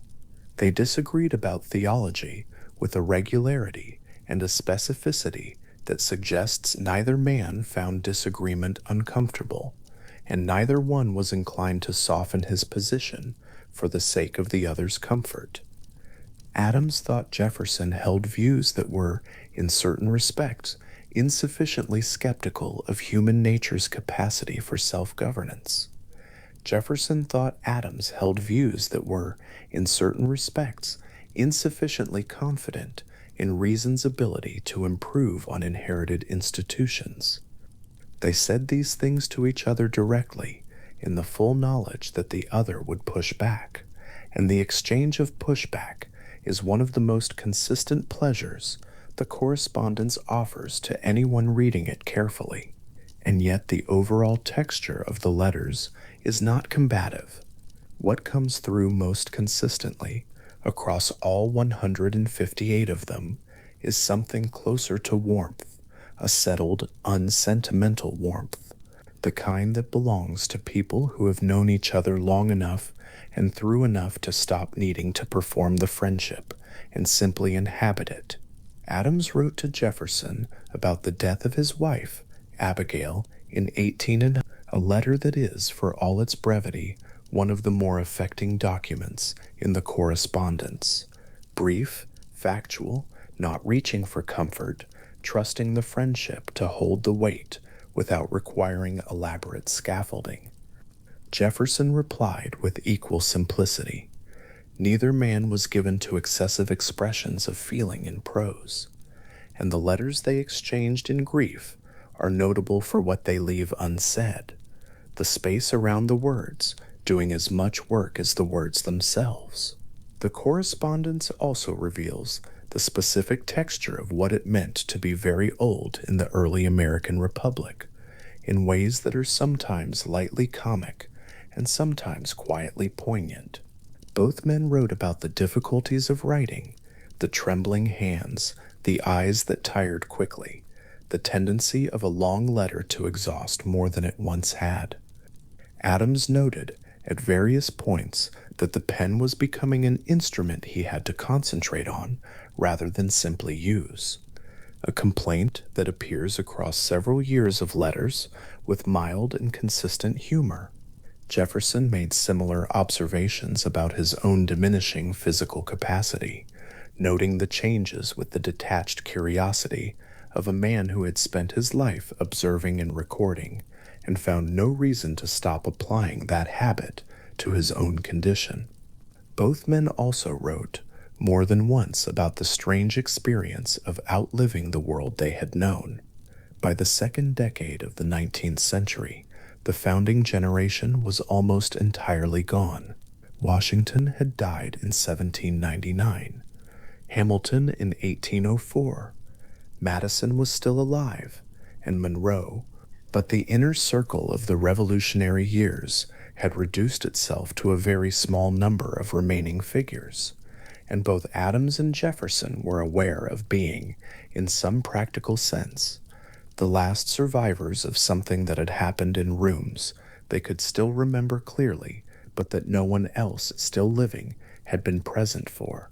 Adams described himself in one letter as a fossil from an earlier geological age. The phrase is his, and it is characteristic of him, slightly self-deprecating and slightly serious at the same time. Jefferson's version of the same observation was more formal in tone, but equally honest. They had both outlived the context that had made them who they were, and they knew it, and they talked about it to each other because there was almost no one else left to whom the observation would have meant what it meant when addressed to the one other man who had been there. The letters continued through the early 1820s and into the middle years of the decade, the pace slowing as both men's health made sustained writing more difficult, but not stopping. In 1825, Jefferson wrote from Monticello about the opening of his University of Virginia, a project he had given the last years of his life to, and that he watched with a proprietorial pride that came through even in his most measured prose. Adams replied with genuine warmth and a characteristic observation about the difficulty of education and the likelihood that it would not improve human nature as substantially as its proponents hoped. Jefferson disagreed with characteristic patience. The argument continued, gently across several more letters. The final surviving letter in the Adams-Jefferson correspondence that predates July of 1826 was written sometime in the late spring of that year. The content of the late letters is quieter than the earlier ones, not because the intellect behind them had diminished, but because the energy available for argument had reduced itself to something more like extended reflection. The late Adams-Jefferson letters have the quality of a very long conversation that has moved past the need for debate and arrived somewhere more resting. Two people who have been talking for a long time and have reached the part of the evening where the talking can be slower and less purposeful and still feel like something good. What makes the correspondence as a whole significant in ways beyond its historical content, is precisely this quality of completion. Most friendships do not arrive at a sense of completion. They end through death or estrangement or the gradual fading of proximity without having finished what they were. The friendship between Adams and Jefferson ended twice, and the second ending had the shape of something finished, a conversation that ran its full course, that covered the ground it needed to cover, that neither man abandoned before the natural conclusion arrived. The 14 years of resumed correspondence after 1812 were in many respects the most intellectually productive exchange either man conducted in his retirement. They were also, for both men, a source of what the correspondence itself makes plain was genuine pleasure, the specific pleasure of a mind finding another mind worth arguing with, worth sharing with, worth remaining in contact with across the years and the distance and the accumulating difficulty of very great age. Benjamin Rush, who had orchestrated the reconciliation, died in 1813, the year after the correspondence resumed. He did not live to see the full flowering of what he had helped to restore, but he had seen enough of it in 1812 to know that what he had attempted had succeeded, and his letters from that period carry the satisfaction of a man who has done a useful thing and is aware of it. The resumed friendship had its own private geography. Letters traveled by post road between Quincy and Monticello, roughly 500 miles of road through the New England states and down through the mid-Atlantic and into Virginia, a journey that typically took somewhere between a week and 2 weeks, depending on the season and the condition of the roads. A letter sent from Quincy in early January might arrive at Monticello in mid-January, or later, a reply sent immediately might reach Quincy in February, or later. The correspondence existed in a kind of extended present, each letter written in the knowledge that it would arrive in a different season of the other man's days than the one in which it had been written. There is something particular about reading correspondence that moved at that pace, the sense that both men wrote with the full awareness that time would pass between the writing and the reading, that circumstances might change in the interval, that the response they were composing was, in some sense, always addressed to a slightly future version of the other man. The physical letters themselves, held now in archives and reproduced in scholarly editions, carry in their handwriting the marks of the years. The early letters from 1812 and 1813 are written in hands that are still relatively steady, the letters formed with the confidence of men who had spent decades writing. By the early 1820s, both hands had changed. Adams's writing, in particular, shows the tremor he described in his letters. The letters slightly larger than they once were, the lines not always as straight, the pen lifted more often from the page as though the hand required periodic rest. Jefferson's hand remained somewhat steadier for longer, but the letters from the final years show their own changes, the writing slightly more deliberate, slightly more effortful, the physical act of inscription visibly requiring more concentration than it once had. The 158 letters, considered as a single accumulated object, cover a remarkable amount of ground. There are discussions of Greek and Roman historians, of the Enlightenment philosophers both men had read in their youth and continued to think about in their age, of the current state of European politics and the likely trajectory of the new South American republics, of astronomy and chemistry and the progress of the natural sciences in ways that both men found genuinely engaging. There are extended exchanges about the nature of the soul, whether it was material or immaterial, whether it survived death, whether traditional religious belief, or the more skeptical positions both men were inclined toward, were better supported by the available evidence. These discussions went on across many letters, with neither man convincing the other of anything substantial, and with both men apparently finding the inconclusive argument more pleasurable than a premature resolution would have been. There are also, scattered through the later letters, the quieter passages that accumulate towards something like a mutual taking stock. Two men who had both done remarkable things, and who knew it, and who were old enough to see those things from a sufficient distance to discuss them with some objectivity, occasionally turned the conversation toward what they had built and what it amounted to. Adams was more inclined toward uncertainty about the Republic's prospects than Jefferson was, though Jefferson had his own reservations that deepened in the final years.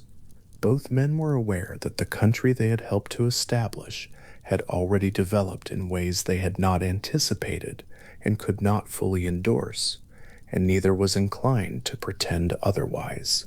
The honesty of the late letters is one of their most characteristic qualities. The honesty of people who no longer feel the need to manage their reputations in the eyes of the person they are writing to.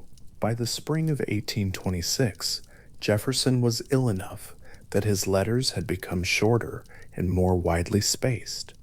His own correspondence with others from this period makes clear that he was aware he was dying, and that what remained was a matter of time and of how that time would be spent.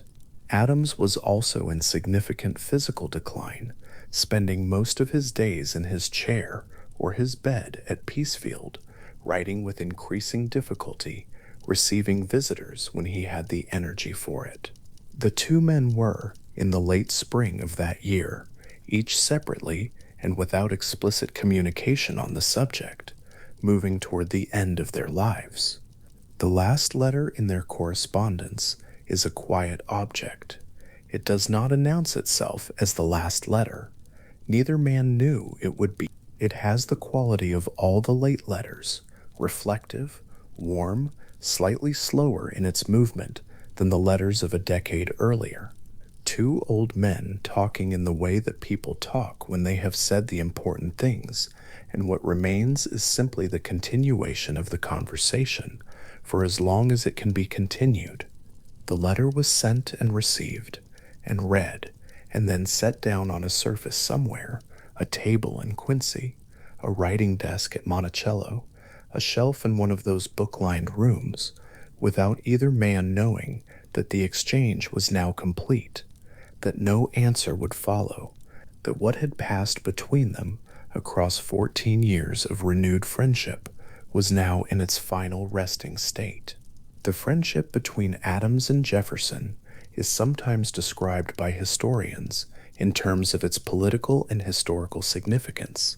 Two of the principal architects of the early American Republic, their correspondence a primary source for understanding the period. That framing is accurate. The letters are essential documents read by scholars of the founding period for what they reveal about the ideas and events and people of that time. But the friendship itself, as opposed to its historical significance, is worth attending to on its own terms. Two men who had known each other in youth and middle age, who had worked together and grown apart and gone silent for a decade and then resumed, who had spent the last 14 years of their long lives finding their way back to the specific pleasure of each other's company by letter, who had argued and argued again with the ease of people who had stopped needing anything from the argument except the argument itself. That is what the correspondence most fundamentally records, the pleasure of thinking alongside someone who can keep up for as long as the post roads will carry the letters. The last letter in the correspondence was set down on its surface, would, in all probability, in the light of whichever season it arrived in, and lay there, the ink already dry, the words already read. The correspondence was finished, though neither man had known when writing that last letter that it would be. The 14 years of resumed friendship had produced 158 letters and a form of completed conversation that very few friendships ever reach. What had broken in 1801 had been repaired, carefully, by a physician in Philadelphia who thought the repair was worth attempting. What had been repaired had then continued and deepened and arrived at last at this still place, the final letter on the table. The friendship complete in all its pages, the two men it belonged to at the ends of the extraordinary long lives they had both been given. The room Jefferson rented from Jacob Graff was on the second floor of a brick house on the southwest corner of 7th and Market Streets in Philadelphia, and in the middle of June in 1776 it held, among other things, a portable writing box that Jefferson had designed himself. The box was a small piece of walnut furniture, roughly the size of a large book when closed, fitted with a hinged writing surface that folded up and a drawer beneath for paper and ink. Jefferson had commissioned it from a cabinet maker in Philadelphia that spring. It sat on the desk in the Graff House room, and in the mornings and long afternoons of that June, with the summer heat coming through the windows and the smell of the city rising from the street below, Jefferson opened it and wrote. The room itself was not remarkable. Graff was a bricklayer, a working tradesman, and his house was a comfortable but ordinary Philadelphia dwelling, on a street that was neither fashionable nor poor. The second-floor parlor that Jefferson rented was perhaps 20 feet across, with windows looking out over the street in one direction and toward the interior of the block in the other. There was a fireplace that went unused in that season. There was a bed. There were the sounds of a city that was in June of 1776. In a state of sustained political urgency, the delegates to the Second Continental Congress, moving between their lodgings and the Pennsylvania State House, several blocks away, the conversations in the taverns running late into the evenings, the sense, which many participants later described, that the period they were living through was not ordinary time. Into this room, on June 11, 1776, the Congress had sent a specific assignment.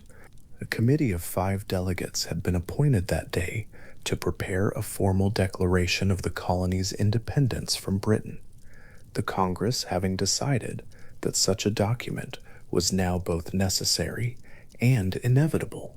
The 5 men were Thomas Jefferson of Virginia, John Adams of Massachusetts, Benjamin Franklin of Pennsylvania, Roger Sherman of Connecticut, and Robert R. Livingston of New York.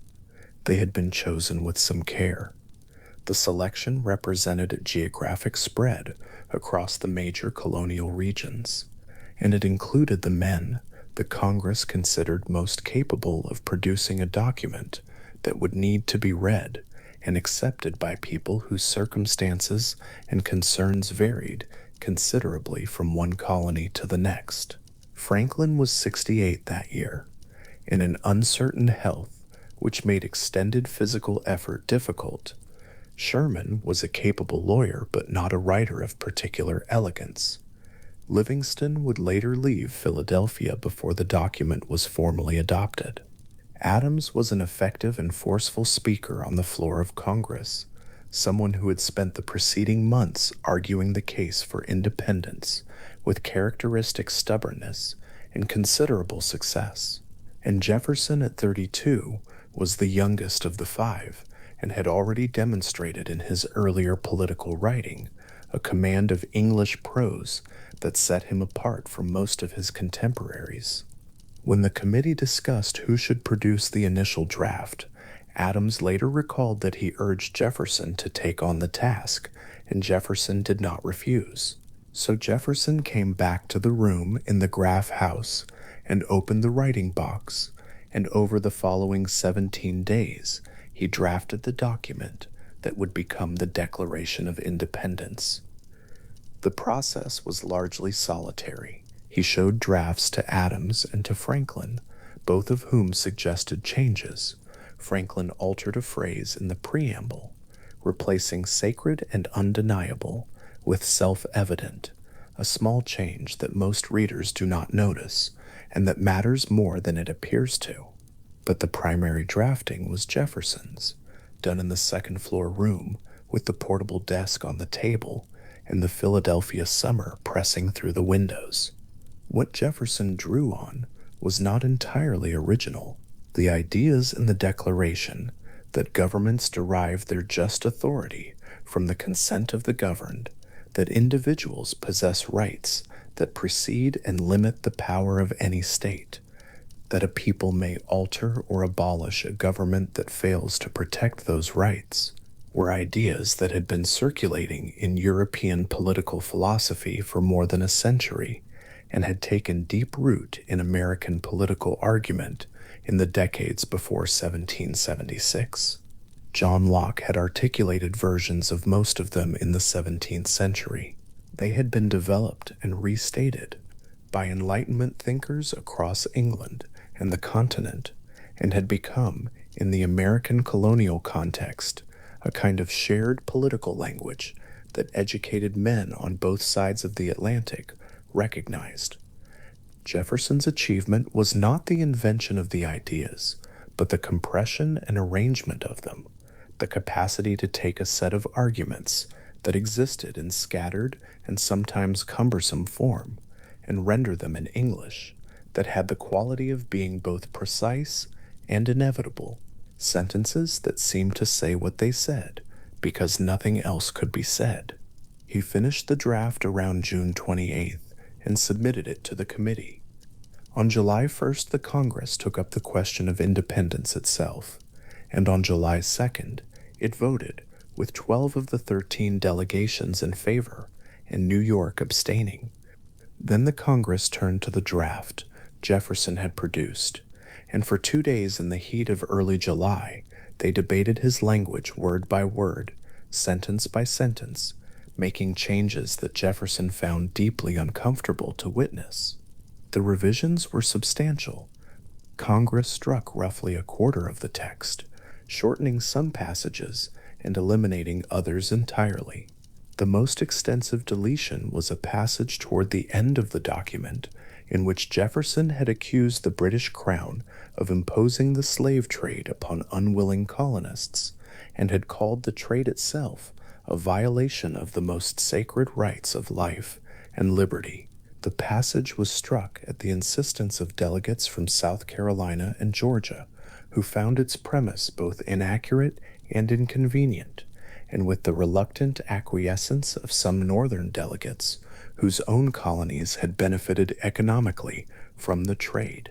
Jefferson, sitting in his chair on the floor of Congress, watched the passage disappear.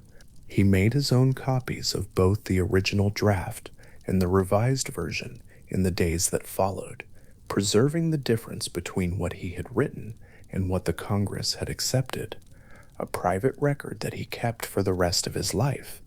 Adams stood and argued for the document with the force of manner that the Congress had come to expect from him. When delegates raised objections to particular phrases or proposed alternative language, Adams responded. He was not always successful. He could not preserve the passage about the slave trade, and he lost other arguments as well.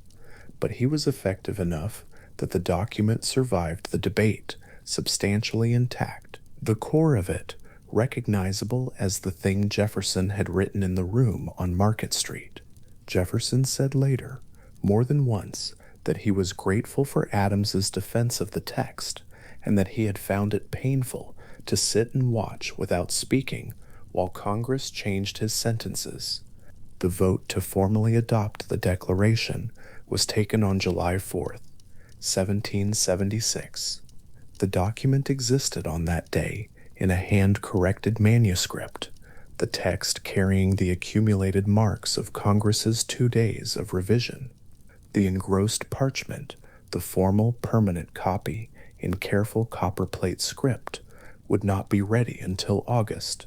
It was prepared in the intervening weeks by a Philadelphia man named Timothy Matlock, whose regular handwriting was, by the standards of the time, considered particularly fine.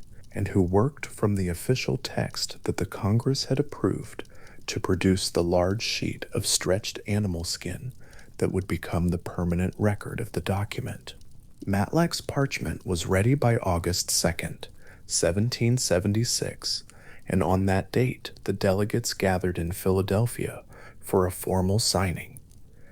50 names went onto the document that day, written in ink with varying pressures and varying degrees of care, the signatures in different sizes and different styles, some bold and some restrained, some that the reader can make out easily, and some that require attention. John Hancock, as President of the Congress, had signed first and wrote his name with a large deliberateness that has remained famous.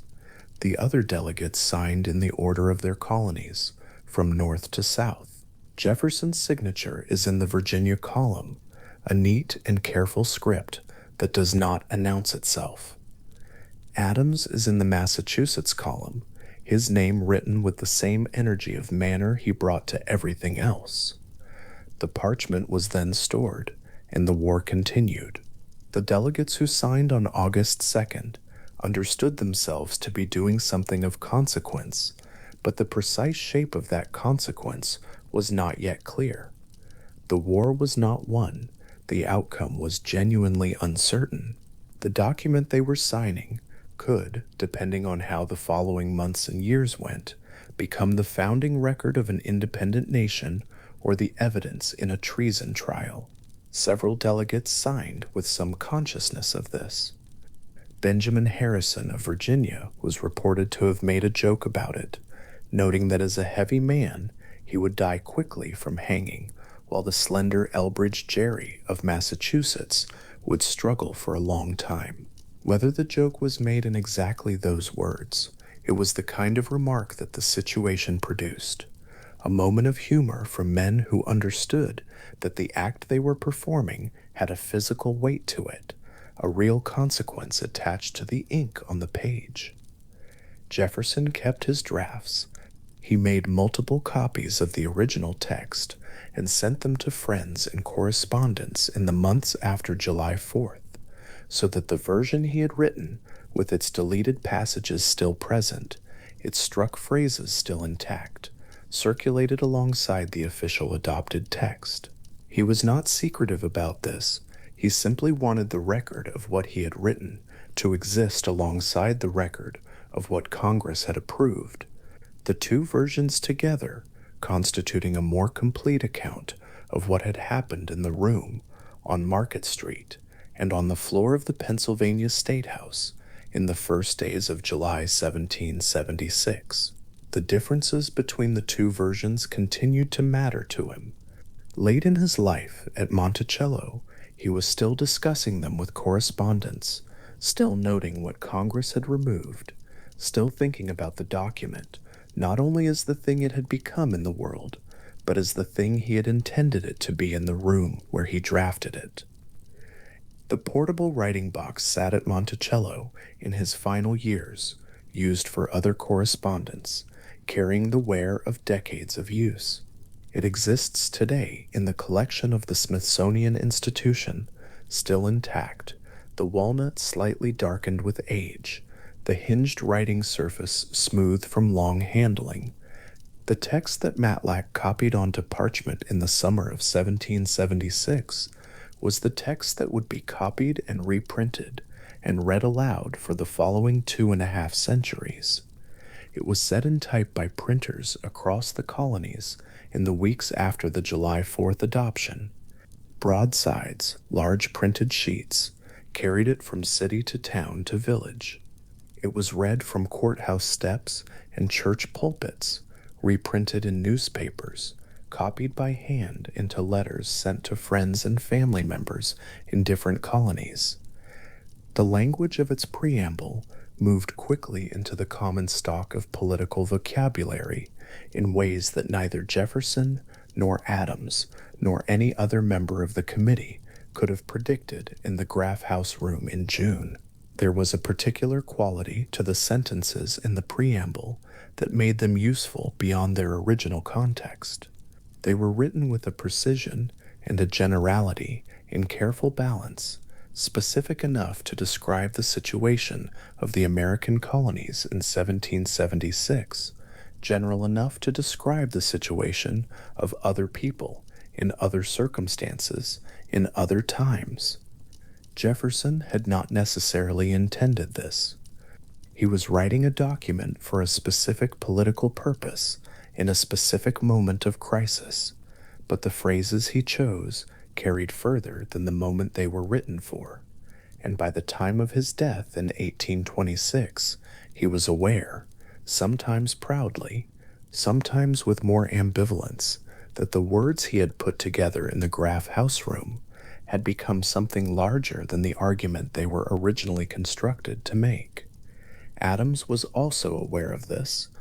In the correspondence he maintained with Jefferson in the final decade and a half of both their lives, the Declaration came up regularly, not always directly, not always as a subject of discussion, but present in the background of what they were writing to each other about, the common work they had done together in the summer of 1776, forming a kind of bedrock beneath the conversations they were having about philosophy and theology and the state of the republic and the nature of old age.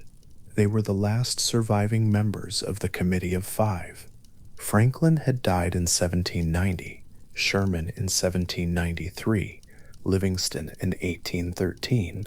By the 1820s, Adams and Jefferson were the last two people alive who had been in the room for the drafting of the document, who had heard the discussion, who had watched Congress revise it, who remembered what the original sentences had said before the revisions were made. This was not a fact that either man discussed with great frequency in his final years, but it was present in the correspondence, surfacing occasionally in a phrase or a reference that acknowledged the strangeness of the situation. Two very old men, each at the end of a long and complicated life, each carrying a private memory of a summer afternoon in Philadelphia that had become, in the intervening 50 years, one of the central events in the story their country told about itself. The Jubilee year of 1826 had brought the Declaration's 50th anniversary into public consciousness in a way that was remarkable even by the standards of a young country fond of anniversary celebrations. Communities across the United States had been planning the observances for months. The 4th of July in 1826 was not simply the annual celebration of independence, but a date that felt to many of the people who anticipated it like a specific threshold, the completion of a half-century, the moment at which the founding generation could look back across 50 years of the Republic's existence and see something like a finished shape. Letters were read in public. The text of the Declaration was reprinted in special Jubilee editions. Toasts were offered to the surviving founders. Invitations were sent to Adams and Jefferson to appear at celebrations in the cities nearest their homes, and both men declined on grounds of health, sending letters in place of themselves. Jefferson's letter to Roger Chew Waitman, the mayor of Washington, D.C., was written on June 24, 1826, 10 days before his death, declining the mayor's invitation to the capital's Jubilee celebration. The letter is brief, a page or two in Jefferson's slightly diminished late hand, and its closing paragraphs contain a passage that historians have read since the day the letter became known as something close to a conscious farewell. Jefferson wrote about the rights he had enumerated in the Declaration as the rights of all people everywhere, about the capacity of ordinary human beings to govern themselves without the authority of kings or priests, about the slow progress of that idea in the world since 1776. The sentences have the quality of a man measuring the distance between where the world stood when he wrote the Declaration and where it stood now, finding the distance meaningful and wishing to say so while he still could. The letter exists in the original at the Library of Congress, the ink visible on the paper, the handwriting recognizable as Jefferson's, though somewhat less confident than it had been in earlier decades. It has been reproduced many times, and the closing passage in particular has been reprinted often enough that the words have become familiar to anyone who has spent time with primary source documents of the founding period. What matters is that the man who wrote those words in late June of 1826 knew, when he wrote them, that he was unlikely to write many more letters of consequence, that his body was failing him in ways that made extended effort increasingly difficult, and that this might be his last public statement about the document he had drafted 50 years before in a rented room on Market Street in Philadelphia. The portable writing box that held his correspondence in the Graff House in 1776 was not the instrument of the Waitman letter in 1826. By then Jefferson wrote at a proper writing table at Monticello, his sitting room arranged around his habits and his comfort in his final years. But the box remained at Monticello, in use or stored, a physical object connecting the drafting of the Declaration to the long decades of his life that followed it, carrying in its walnut grain and its worn hinges some portion of the accumulated time between June 1776 and June 1826, between the young man writing the most consequential sentences of his life in a borrowed room and the old man in his own house writing a letter he understood to be, in some sense, his last. Timothy Matlack's parchment, the formal engrossed copy that the delegates signed on August 2nd, 1776, had a complicated subsequent history. It was carried from city to city during the war, moved ahead of advancing British forces, stored in various locations as circumstances required. In the early years of the Republic, it was housed in various government offices in Philadelphia and then in Washington. It was displayed at times without adequate protection from light and air. The ink on the parchment, which is iron gall ink, the standard writing medium of the 18th century, made from oak gall and iron sulfate, begins to oxidize and fade over time, even under ordinary conditions, and the conditions it experienced for several decades were not ordinary. By the early 19th century, some of the signatures on the parchment were already noticeably faded from what they had been when Matlack wrote them in the summer of 1776. What this means physically is that the document that exists today is not entirely legible in the same way it was when the delegates signed it.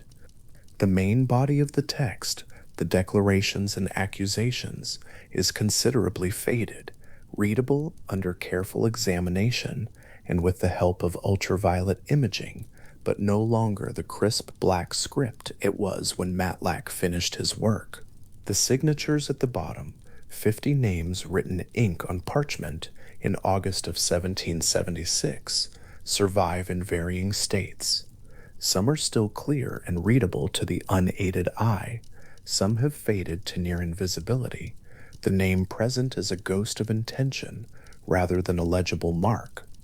The overall effect for someone who stands before the document and looks at it is of something that is both there and not entirely there, a physical object that carries the evidence of its own age, the centuries in the paper and the skin, the time in the dimmed ink. The document is housed today in the National Archives building in Washington, D.C., in a preservation case designed to maintain conditions that slow the rate of further deterioration, controlled temperature, controlled humidity, an atmosphere of inert argon gas, replacing the oxygen that would otherwise continue to interact with the iron in the ink. The case is lowered each night into a vault below the exhibition floor as a precaution against fire or other damage. In the daytime, it sits in the rotunda of the National Archives, lit carefully, visible to visitors who queue through the building, and stand before it for a moment or a minute before moving on. The building itself is on Constitution Avenue in Washington, a large neoclassical structure with marble columns and a broad stone staircase leading up from the street. Outside, the city that was called Washington City in the early Republic and has been Washington, D.C. for the entirety of the time the document has been housed there, goes about its ordinary business, the streets with their traffic, the government offices with their work, the museums and monuments of the mall nearby, the river visible from the higher ground in certain directions, the ordinary continuous life of a large city in the middle of its daily routines. None of this is unusual. None of it requires the parchment in the vault below the rotunda floor to be anything other than what it is, an old document, cared for, continuing. What the document continues to do, in its preservation case, is exist. This is not nothing. The parchment is the same skin that Matlack prepared in the summer of 1776, and that 50 delegates signed on the 2nd day of August of that year.